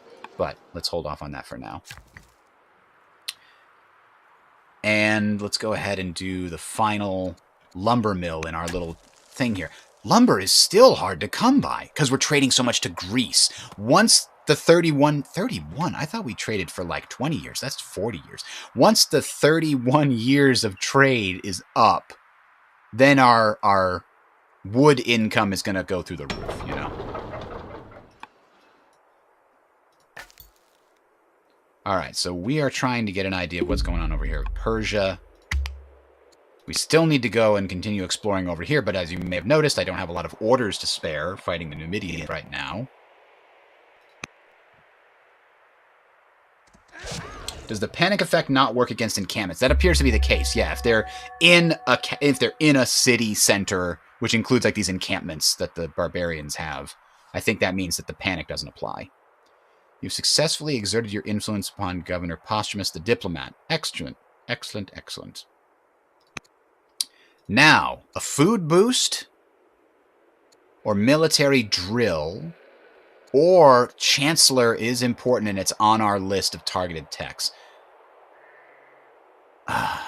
Man, 200 food would be nice. But we're still building farms. We're taking care of it eventually. Ugh. Our newest city is going to build a farm on some wheat. So there is that. A Chancellor gives you, you know, an extra person that's boosting growth, civics, training, and money. The Chancellor can also conduct... What else can the Chancellor do? Family gifts to make the families happy. And it can pacify cities after you get another technology. Let's go with Spoked Wheel. Alright, so here's our Claudian family we want to bring over here. And we'll figure out exactly where we do. See here? It can go right across that lake now because we have the territory border there. So we discovered labor force, which allows us to have roads. Okay, that's the next thing we need to do is connect up these cities. They're still disconnected from our capital, which is hurting them in a couple of different ways. Connected cities increase growth, decrease unrest, decrease maintenance. All of those things are good. And roads going through this mountain pass would also speed everything up significantly. So that's what we're going to work on. We have a Carthaginian Scout was seen over here. Let's go ahead and finish that. Oh, wow. Only 4.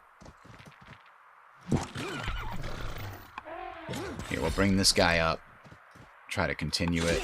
Can we take him out this turn? Do we want to spend 3 orders on this? No, we can take him next turn. It's fine. Let's see what else we can spend orders on. Today we grieve the death of Queen Consort Ephra, a member of the Roman court. We're happy she died because she granted us her XP in her will. In need of a decision regarding its labor force. Oh boy, yeah, we gotta choose slavery or freedom. I think freedom... So slavery... I thought slavery did more than just give your mines and quarries 20% output. Is that really all it does? Because the unhappiness is a big pain, and 20% doesn't seem like a lot. You know what? I say it doesn't seem like a lot, but 20% could be a huge boost considering the fact that sometimes you have huge negative numbers here. Like 20% of 26 is actually significantly more than 20% of 17, right? When you look up here and go, well, that wouldn't be that big of a boost. If you have a lot of negatives on that and the 20% is exclusively on your revenue, then that could be a big enough boost. But here's the problem. Our monetary situation is not great. 4 extra money per specialist is very nice, and it doesn't come with the penalty of the extra unrest. So I'm going to go with freedom. And it looks like I'm trying to figure out if this is going to let me do it for free. No, I do have to pay the 400.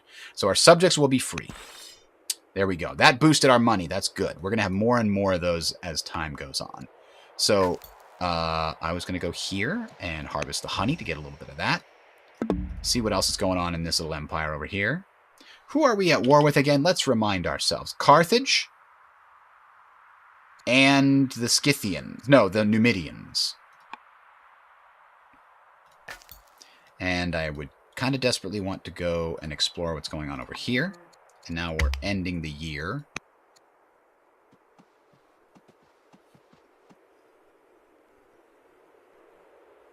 So polytheism is our next target on this tech tree.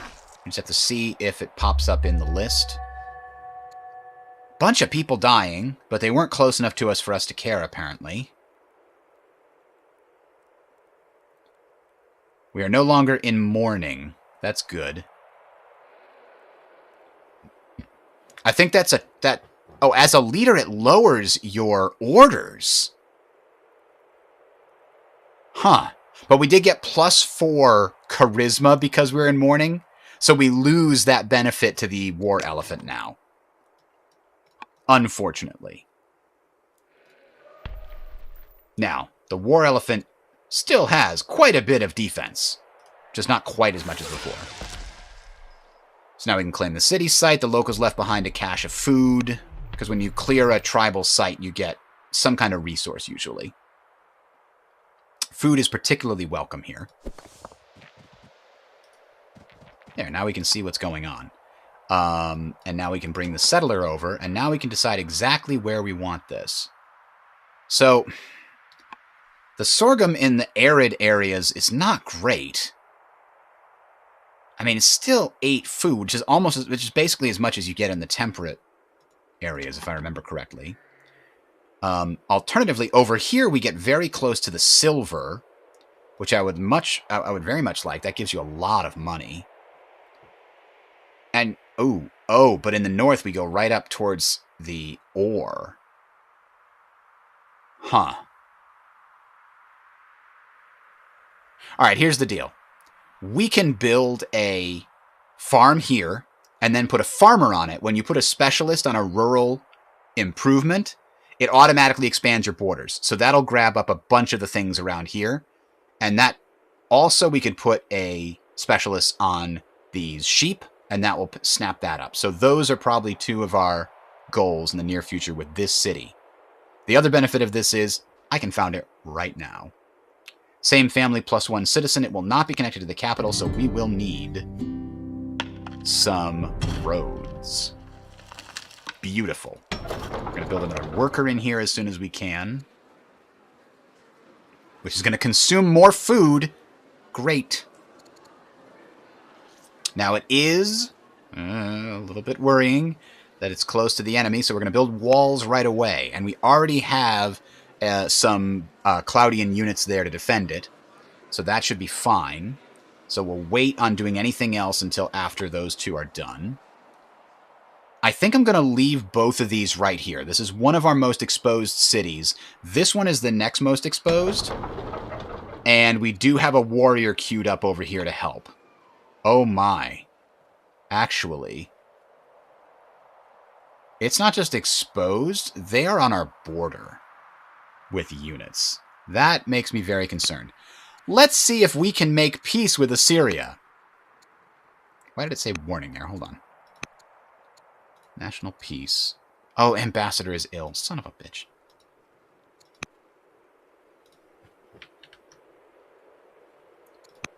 Well, they're just going to have to do what they can. We'll give a gift of tribute. Some civics. I hate giving away civics when we're so low on civics, but we have a pretty good civic income. Hadrianopolis. That's a good place to put walls, I think. All right, we finished a good farm. That's why our food situation is finally looking better. Now we can go over here and build a grove, which is going to increase more food and culture in this city and give us access to another luxury resource. The growth is important because this city doesn't have a lot. City's actually low. Discontent level 2 is hurting the growth. Ooh. So we got to build a festival here. And probably put it ahead of the warrior right now. Now we're finally maybe going to find out... Oh, man. I don't think... Oh, this is an island. So we're going to need to build boats from here. Now we've got another new thing to add to our list. Navigation is targeted. We've basically targeted damn near every technology.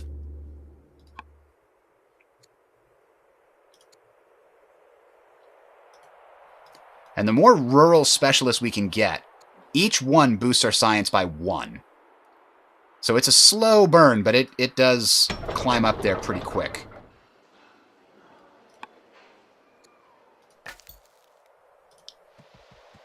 I'm looking for some more resources, potentially.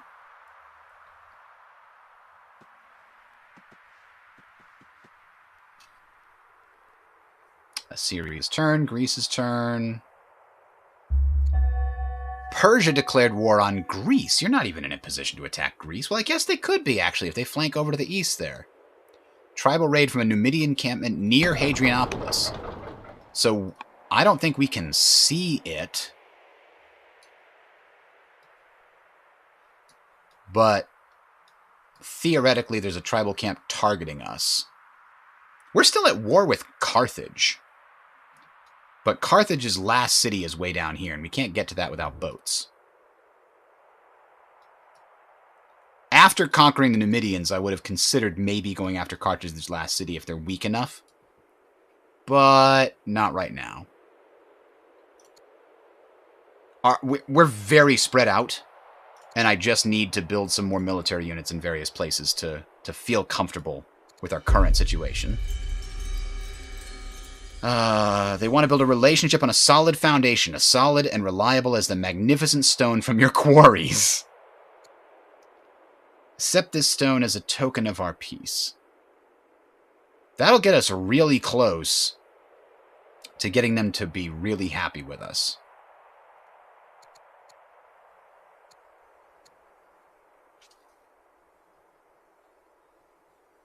But peace is a good start.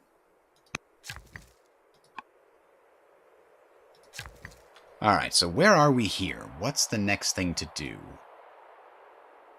What do we need? This city could use a garrison, is what it could use. And where do we want to build that garrison?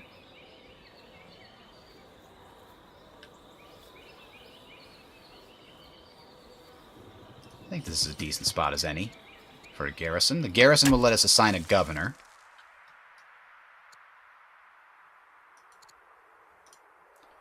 So we sent them off to make peace with Assyria. Let's see if that turns out okay. How are the rest of our workers doing? So we built a hamlet. Excellent. Ah, we now have enough for a pasture. That will get us cattle, growth, and food. Good. I think now once we build that pasture, we'll be okay on food for a while. If we build a granary here when that becomes available, our food situation will be taken care of for at least quite a little while further. Persia is getting kind of big. Let's take a look. They have 7 cities. We are about to get 7 cities, so we're about the same size as them, but 4 of their cities are developing and only 3 of ours are. But we'll catch up as soon as one of ours jumps up. Our last city. This is the city that needs to become developing next. Unfortunately, I never picked Odeon or Drama. Here's the other interesting thing about this game. You may have noticed there's no music. The music doesn't start until you research Drama, which is certainly interesting. The other thing I should take care of is there is a thing here that allows you to use copyright safety mode because it will skip any licensed music tracks. So I'm actually going to turn that on right now so that I don't forget it. We haven't had the problem yet because there hasn't been playing any music. We now have roads, right? So I am now going to get our good other cities on the map. So if we hit this, we can see...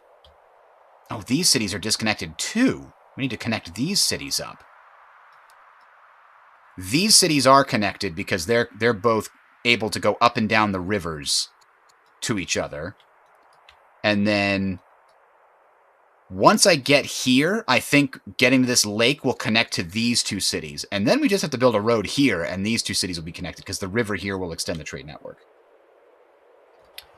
So that is all good. All right, this city finally has all of the groves that we were planning to build. Now the question is, what does it build next? Could we consider a wonder? The pyramids grant an extra order per year and bonus culture per year, but they require 600 stone, which we do not have. We could try to save up some stone. Or, now why can't we build a Shrine of Venus? That's what I'm trying to understand. If I move to here, I think you can only build one shrine. Cannot be adjacent to another shrine. That's what I've been missing. Okay, interesting. Why don't we go ahead and build the road? Connect this to the capital. I didn't realize... Part of the problem, then, that we have been dealing with is that the cities that we have are largely not providing quite as much tax dollars, and they have more discontent because they're not connected. And finally getting roads is going to help that. And we built our final lumber mill. I guess we could build one more. What would it be like here? It would be +6, huh? Whereas it over there, it's much better. Okay, yeah. It's better to build here, adjacent to the river. The river gives a much bigger bonus for the lumber mill than just being adjacent to another lumber mill does. So that's a good spot for it. Lumber capital of the world we have here, you see. All right, we still have 3 orders. Military unit up here that's been kind of trapped. Let's send him back here to help defend this city. Because, as I mentioned, not too pleased about what's going on with the Assyrians right now.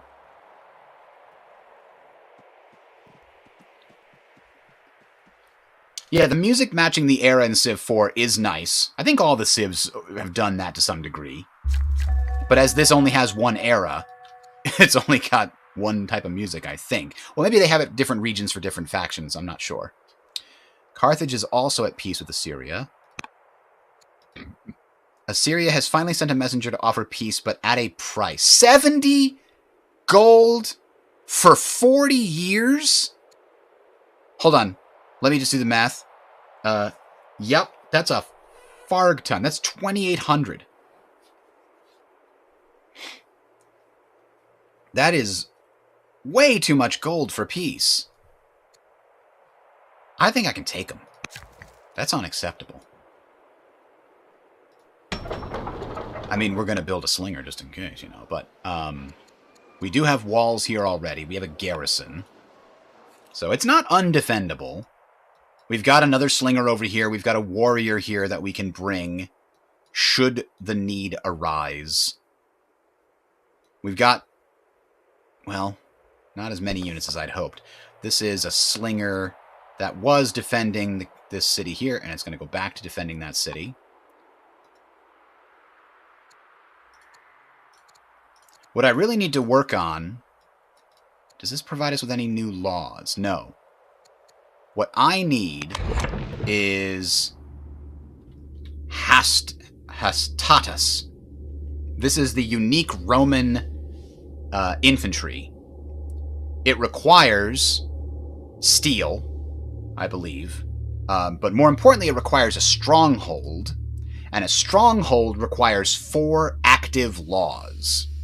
So many of the researches that we have done have unlocked, valuable things, but a lot of them were material things. We've skipped over things like aristocracy that can choose between vassalage and centralism. Oh, no, we have that, actually. I'm sorry. That's one we do have. We skipped over things like rhetoric. We've skipped over... well, we don't have sovereignty is another one that could provide us with laws. So, I guess we're kind of close, right? Do we have 2 laws or 3? We have 2 laws. This one requires rhetoric. This one requires sovereignty. Navigation is the other one that we could potentially get early. And monasticism is actually one that we're going for soon. So if we play our cards right, we can get strongholds pretty soon, and we can start pumping out those pre-legionaries, right? Because there actually is a legionary somewhere up this list. Cohorts has legionaries, which are the upgraded version of that. But here in the ancient era, Hastadas have 6 strength, so that's equal to the base strength for attack and defense is equal to our elephant. Whereas if we're looking at our warriors right now, actually I can't. Warriors are 4 strength by default. So the Hastadas is immediately 50% stronger than our standard guy. But also it has Centurion, which gives plus 25% versus melee units, and Testudo, which receive a 20% defensive bonus against ranged units per turn. So they can kind of fortify themselves against ranged units. So that's pretty nice.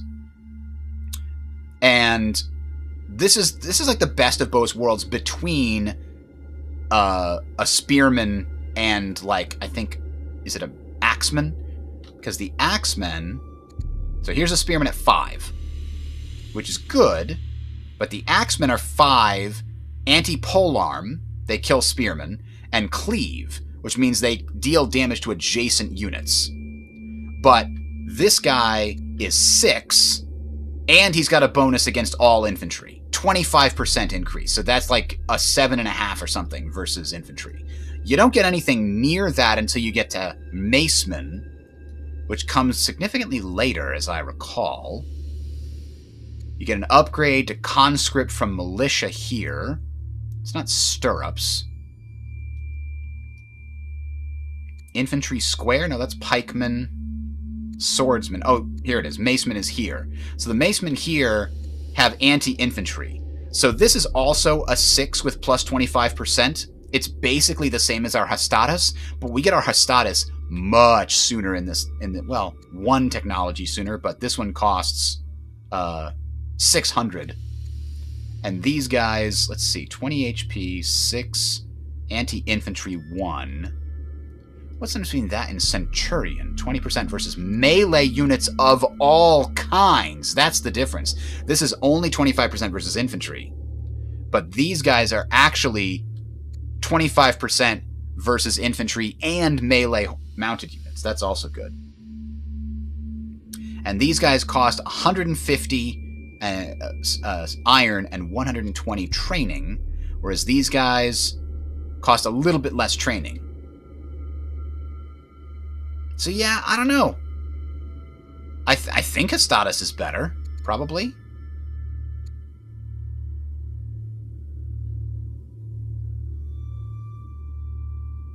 The thing about Macemen is they don't require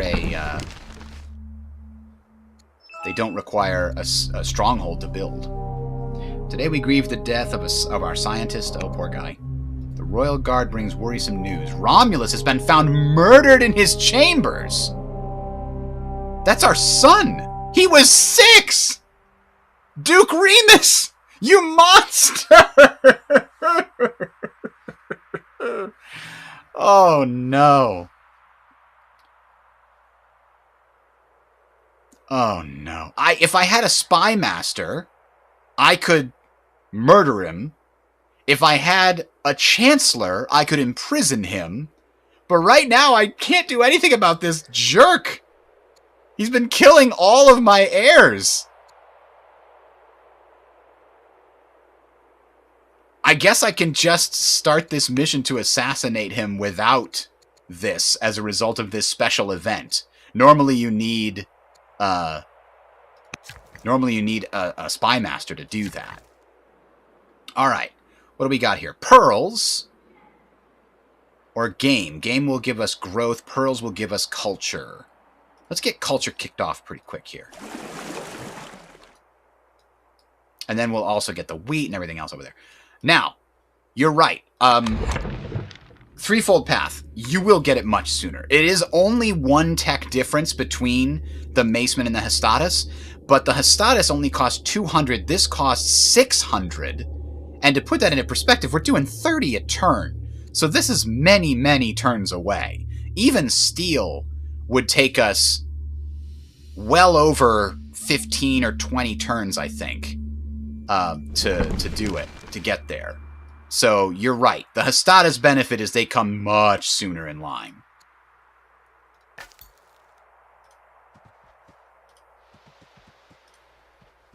Trying to find... Aha! Some camels. Oh, it's too far from a friendly city. Okay, well then we're just exploring over here for no reason. This one found some honey. Booyah. And we found the edge of the world. Okay. So let's end the year. We're on turn 50. We're making a little bit better... Well, about the same progress as we did the other day. A little faster, actually. Taking a little bit less time to go around and examine every little thing that's going on in the game. Uh-oh. Well, guys, we found where the Numidians are. Sorry, Scout. You served us well. Oh, good. We finally are in a position to kill Duke Remus, and he's dying on his own. His last act was to kill my son. So now we have my brother who becomes the heir, Prince Vibius. We gotta take a look here.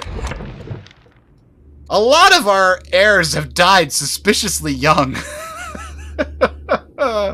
Numerius, remember, was the Jesus baby that we found in the temple. Where's us right now here? Right here. Both of our heirs were killed. She's 40. She might not have another child. But at least our... Because if you don't have any heirs in this game, you will lose. So, yeah, I mean, things are looking okay, but not if Duke Remus sticks around for much longer. Dude's 72 and did nothing but plow through our family tree with a chainsaw since he was freaking snubbed. He wanted power so bad. Oh, boy. Oh, we got a grove. That means, Oh, we already gave the honey away? Oh, no, we have to build a honey-based society. None of these are going to get us growth, unfortunately.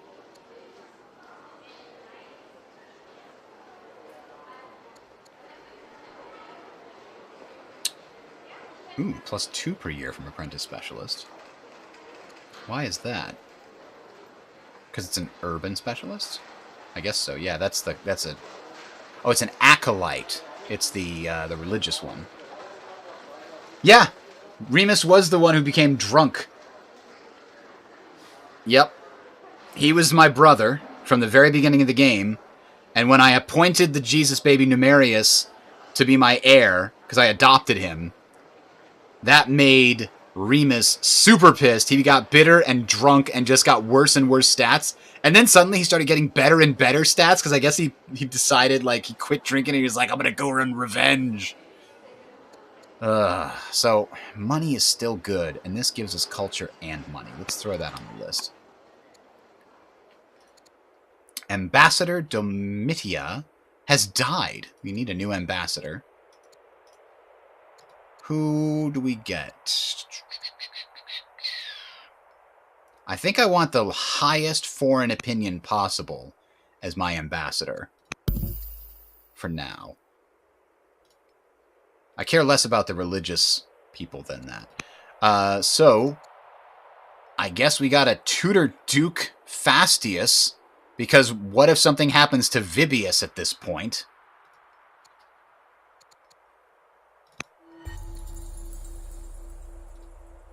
Our citizens have acquired a taste for your food.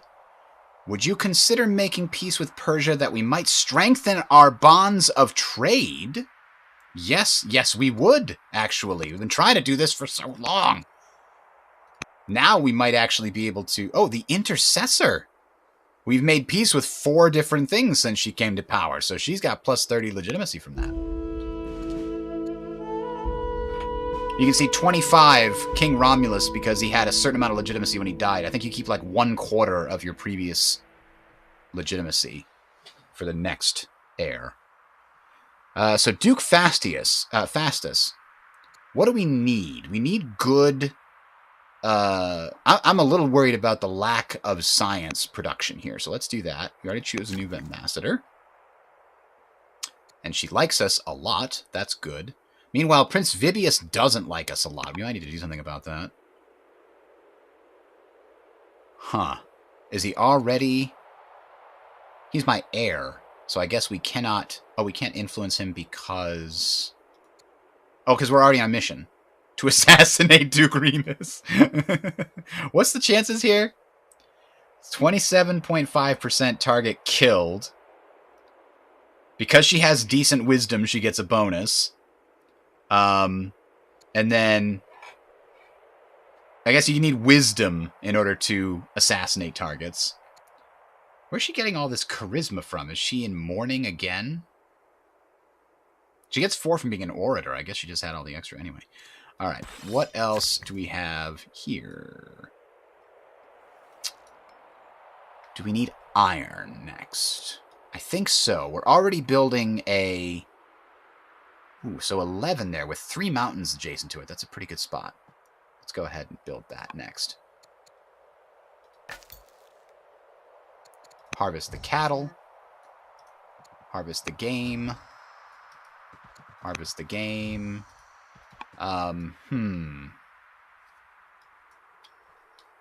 Alright.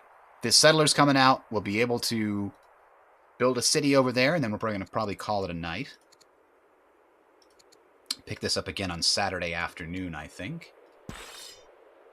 Or Saturday morning into Saturday afternoon. Let's go ahead and just leave him where he is. Ow.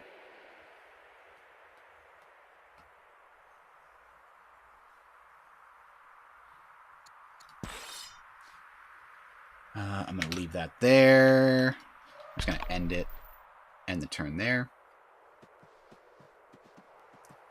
Yeah, the early decision to take Jesus Baby may have been an error, in part because he died well before he could inherit. Duke Remus has died. We successfully assassinate him and no one suspects a thing.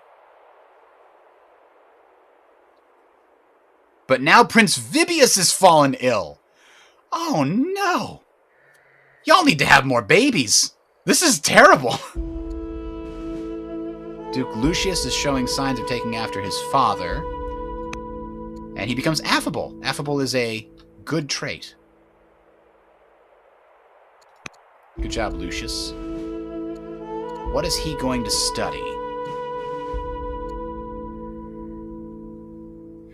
He's affable, so he'd be a good governor. We probably want him to be going to politics then. Judge, orator, scholar. Those are all good things for governors, I think. Alright. Now we got to decide. That's not a bad one, because we'll get both of the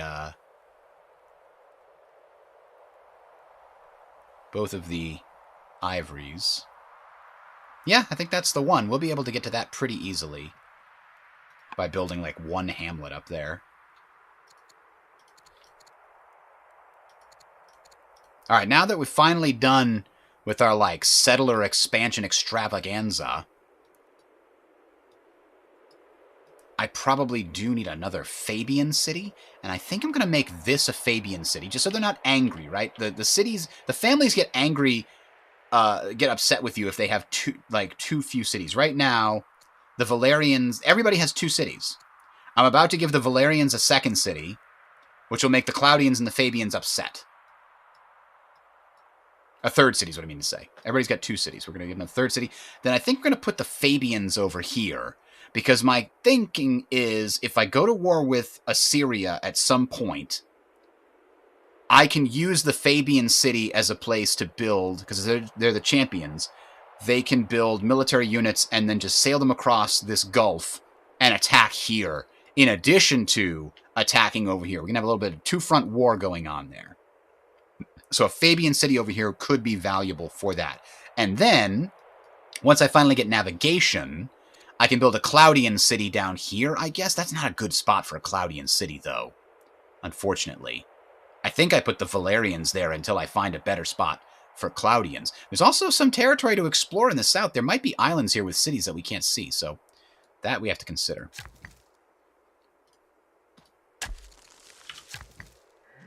All right, we finally got the cows there. Now, it's suggesting we build a Shrine of Venus, which gives bonuses for adjacent pastures. But we don't have any pastures. Not really. I mean, we're building a grove there. There's a pasture here. So if we wanted to, we could build it over there, but that's not necessarily appropriate. There could be a pasture here. That's not in this city. We could also build a Shrine of Mars, which would help this be...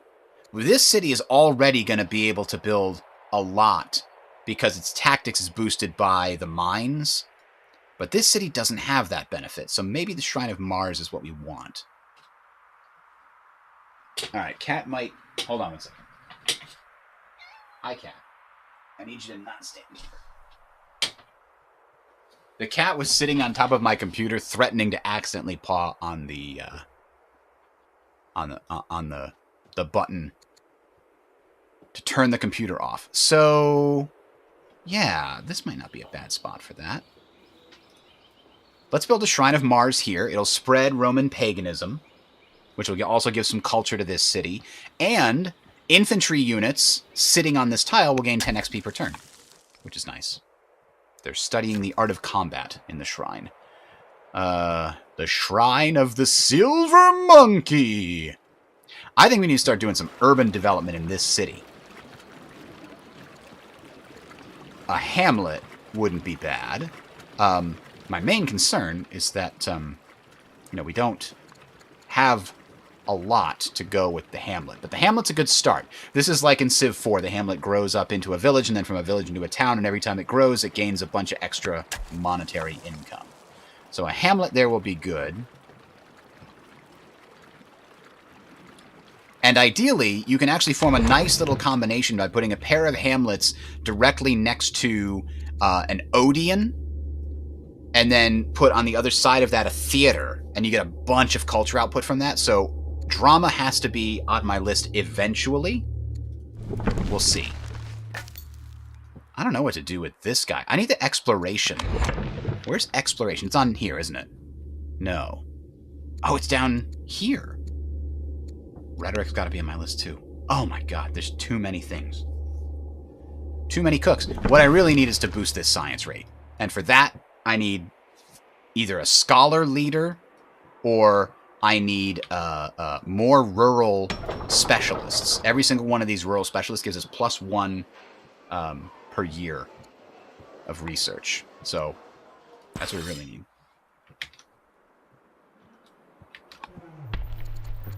Now, control plus space is supposed to put these guys...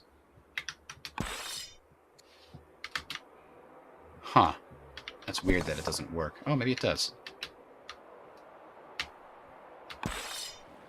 I have to hold it down for a second.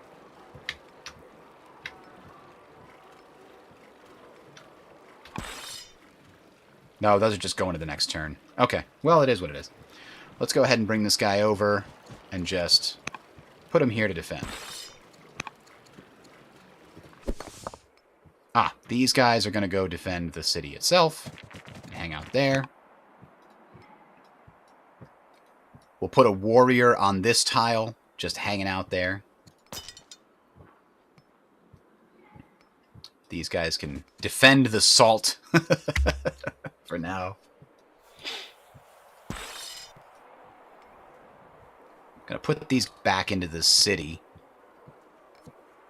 Because right now, I think if it's in or adjacent... Whoa! Whoa, we got some raiders. Tribal raid from a Scythian encampment. Prince Vibius has got a phobia now. Administration leads to rhetoric, but monasticism is what we want. That's literally our thing. We got to do that. Posthumus is the governor of Capua. He really likes us. That's good. Now we give him cultivator, farms and groves, 50% output. We have a lot of groves in this, right? Yeah, each grove would get plus 50%, which is plus 30 money. That's good. Alternatively, we could get one extra order or a little bit extra. I think cultivator's the one. Duke Lucius focuses intensely on his study of politics. That's good. We can encourage him and gain some free culture. That's a good... Yeah, I don't need the civics. Culture's good there. Yes, we can finally appoint a chancellor. I will pick it. Thank you very much. Now, the chancellor's going to give us some different things. I think a chancellor with the bonus to growth is very valuable. Because these guys are tribal allies, I can move them for an order. And then I'm going to founding a city. We have to pay them a bunch of money. I forgot. Crap. But we're making a bunch of money right now. That's good. Did we just... Hang on. Did we just connect up the road network? No. How did we suddenly go to 239? I don't know. I'll take it, though. That's a nice, huge income now.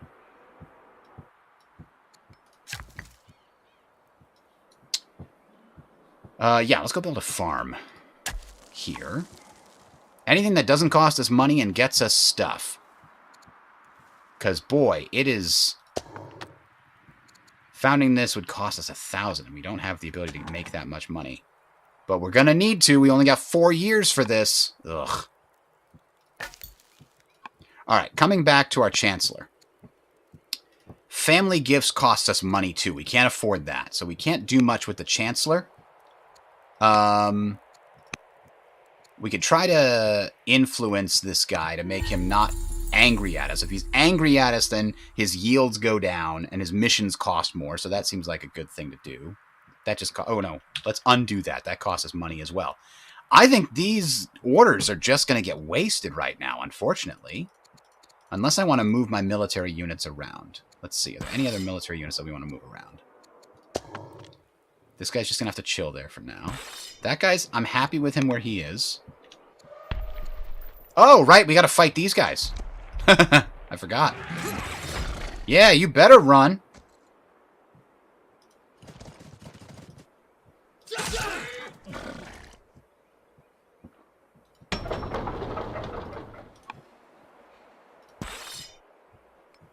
Aha! We've got a warrior. They're going to chill on the shrine to Mars here and gain XP over time. You know what I could do with these orders is level up some of these guys. We've got a lot of training. So this new guy we just gained, we can promote him. That costs an order and 100 training. What are we going to make him good at? I think Ranger's not bad. We do have quite a lot of woods if we wind up fighting over here. Having Ranger is not bad. What about this one? Promote this guy. Bonus versus mounted units. You know, we have seen quite a lot of those in this area. That's not bad. We've got 2 more. Let's boost these guys over here. Horsebane.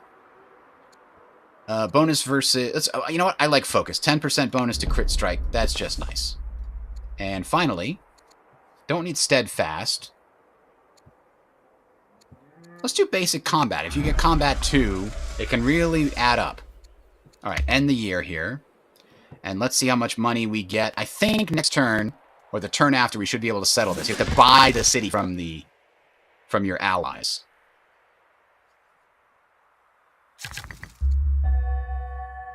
First time somebody has made it to studying age in a while. That's true. Alright, Fulva the Scientist has tutored Duke Fastius. That's good. He's got better courage. But then she died! Oh no! We don't have any more courtiers. Okay, so put him back over here. We've got this guy. We can get growth from the sheep. One of the first things I like building in a brand new city is something that gives growth. It also gives food, which is helping us out a little bit.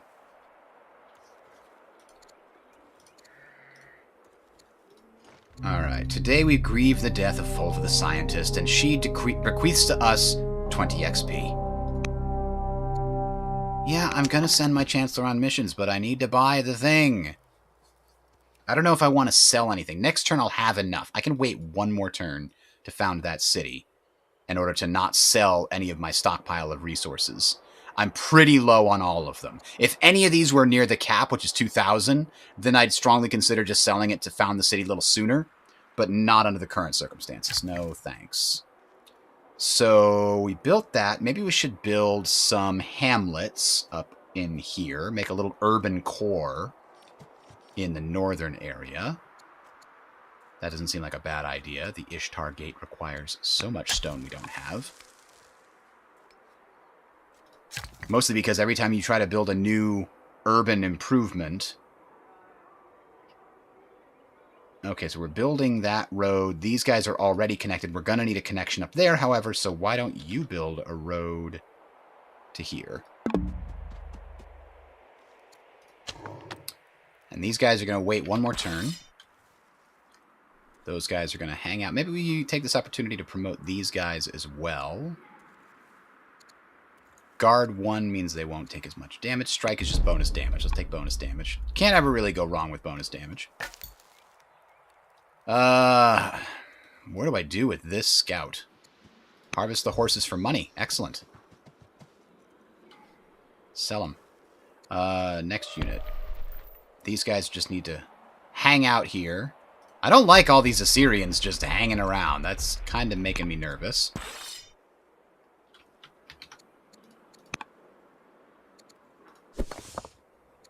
And we've got a ranged unit here, which I could keep in Rome for the moment. Yeah, he can stay here.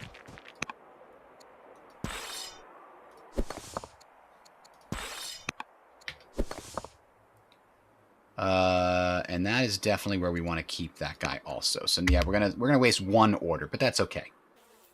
We need to save that money, so we can't put anybody on missions.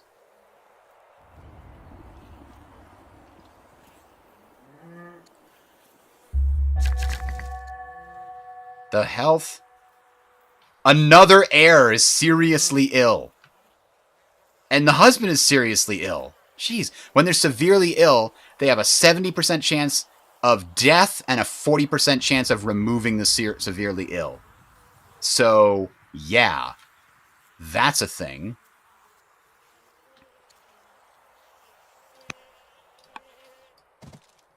It must be a plague going around.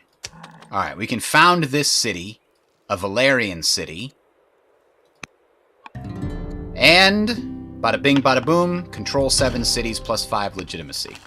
Now, I don't know if that counts. Control 7. It does count as an ambition. Even though it's technically a legacy ambition, it still counts as one of the 10 we need to win the game.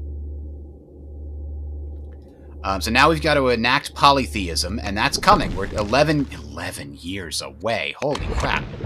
Monasticism is only 400, and it's taking us 11... That's only now. It's probably taken us 13 years. So another 50% on top of that. We'd be close to 20 if we wanted to jump all the way up to get Axemen. After spending 11 years just getting to Hestatus. So we need a worker here. And then I usually like to build walls and a defensive unit of some kind. Let's go with a warrior. Actually, do we have one we can import? No, I want to keep those over there. That will... And it's already connected. Oh, that's nice, because it's on the coast. It's got a connection to the coast via the urban tiles here. And from there, it can get over to here, or all the way around there. So we're good. So that one's already connected up. And our roads are almost complete. Or are they? Let's see. Yes! We have connected a significant number of these now. I would like him to continue building all of the roads, but right now it looks like all he has to do to connect these is build a road right here. Oh, and it added it automatically. Okay, I'm happy with that. Oh, I don't remember seeing those recommended stars before. That's cool. Okay, anyway. What else is going on this turn? Then we're going to call it a night and pick it up on Saturday if you guys want to come for that. Probably Saturday at like 10, I'm guessing. No, wait. Saturday I'm busy, aren't I? Yes, this Saturday I'm busy. It's going to have to be Saturday evening. No, Sunday afternoon, probably. No, Sunday morning. I can do Sunday morning. Okay, anyway, we'll figure it all out. I'll put the link on the thing. Definitely this weekend sometime. Duke Lucius has completed the study of politics. How shall he contribute to the court? A scholar is what we need. Bonus to science. You found yourself drawn to Ambassador Hortensia. Your shared interest in seeking out life's greatest pleasures proves to be fertile ground for an irreverent friendship. Oh, it has to have one of those. I think we're intolerant. Is that what we are? So we can gain some discipline. That will help our income. And our war elephant will do 1% more damage. Okay. Or I place her in my influence. She already likes us, so this is fine. Okay. She is very old, but she is still governing Roma well. She can give us extra growth and food. Or extra that, or extra science. Let's get the extra growth and food. That at least makes the most sense to me. And then 9 here. We could put a bunch of stone things here, potentially.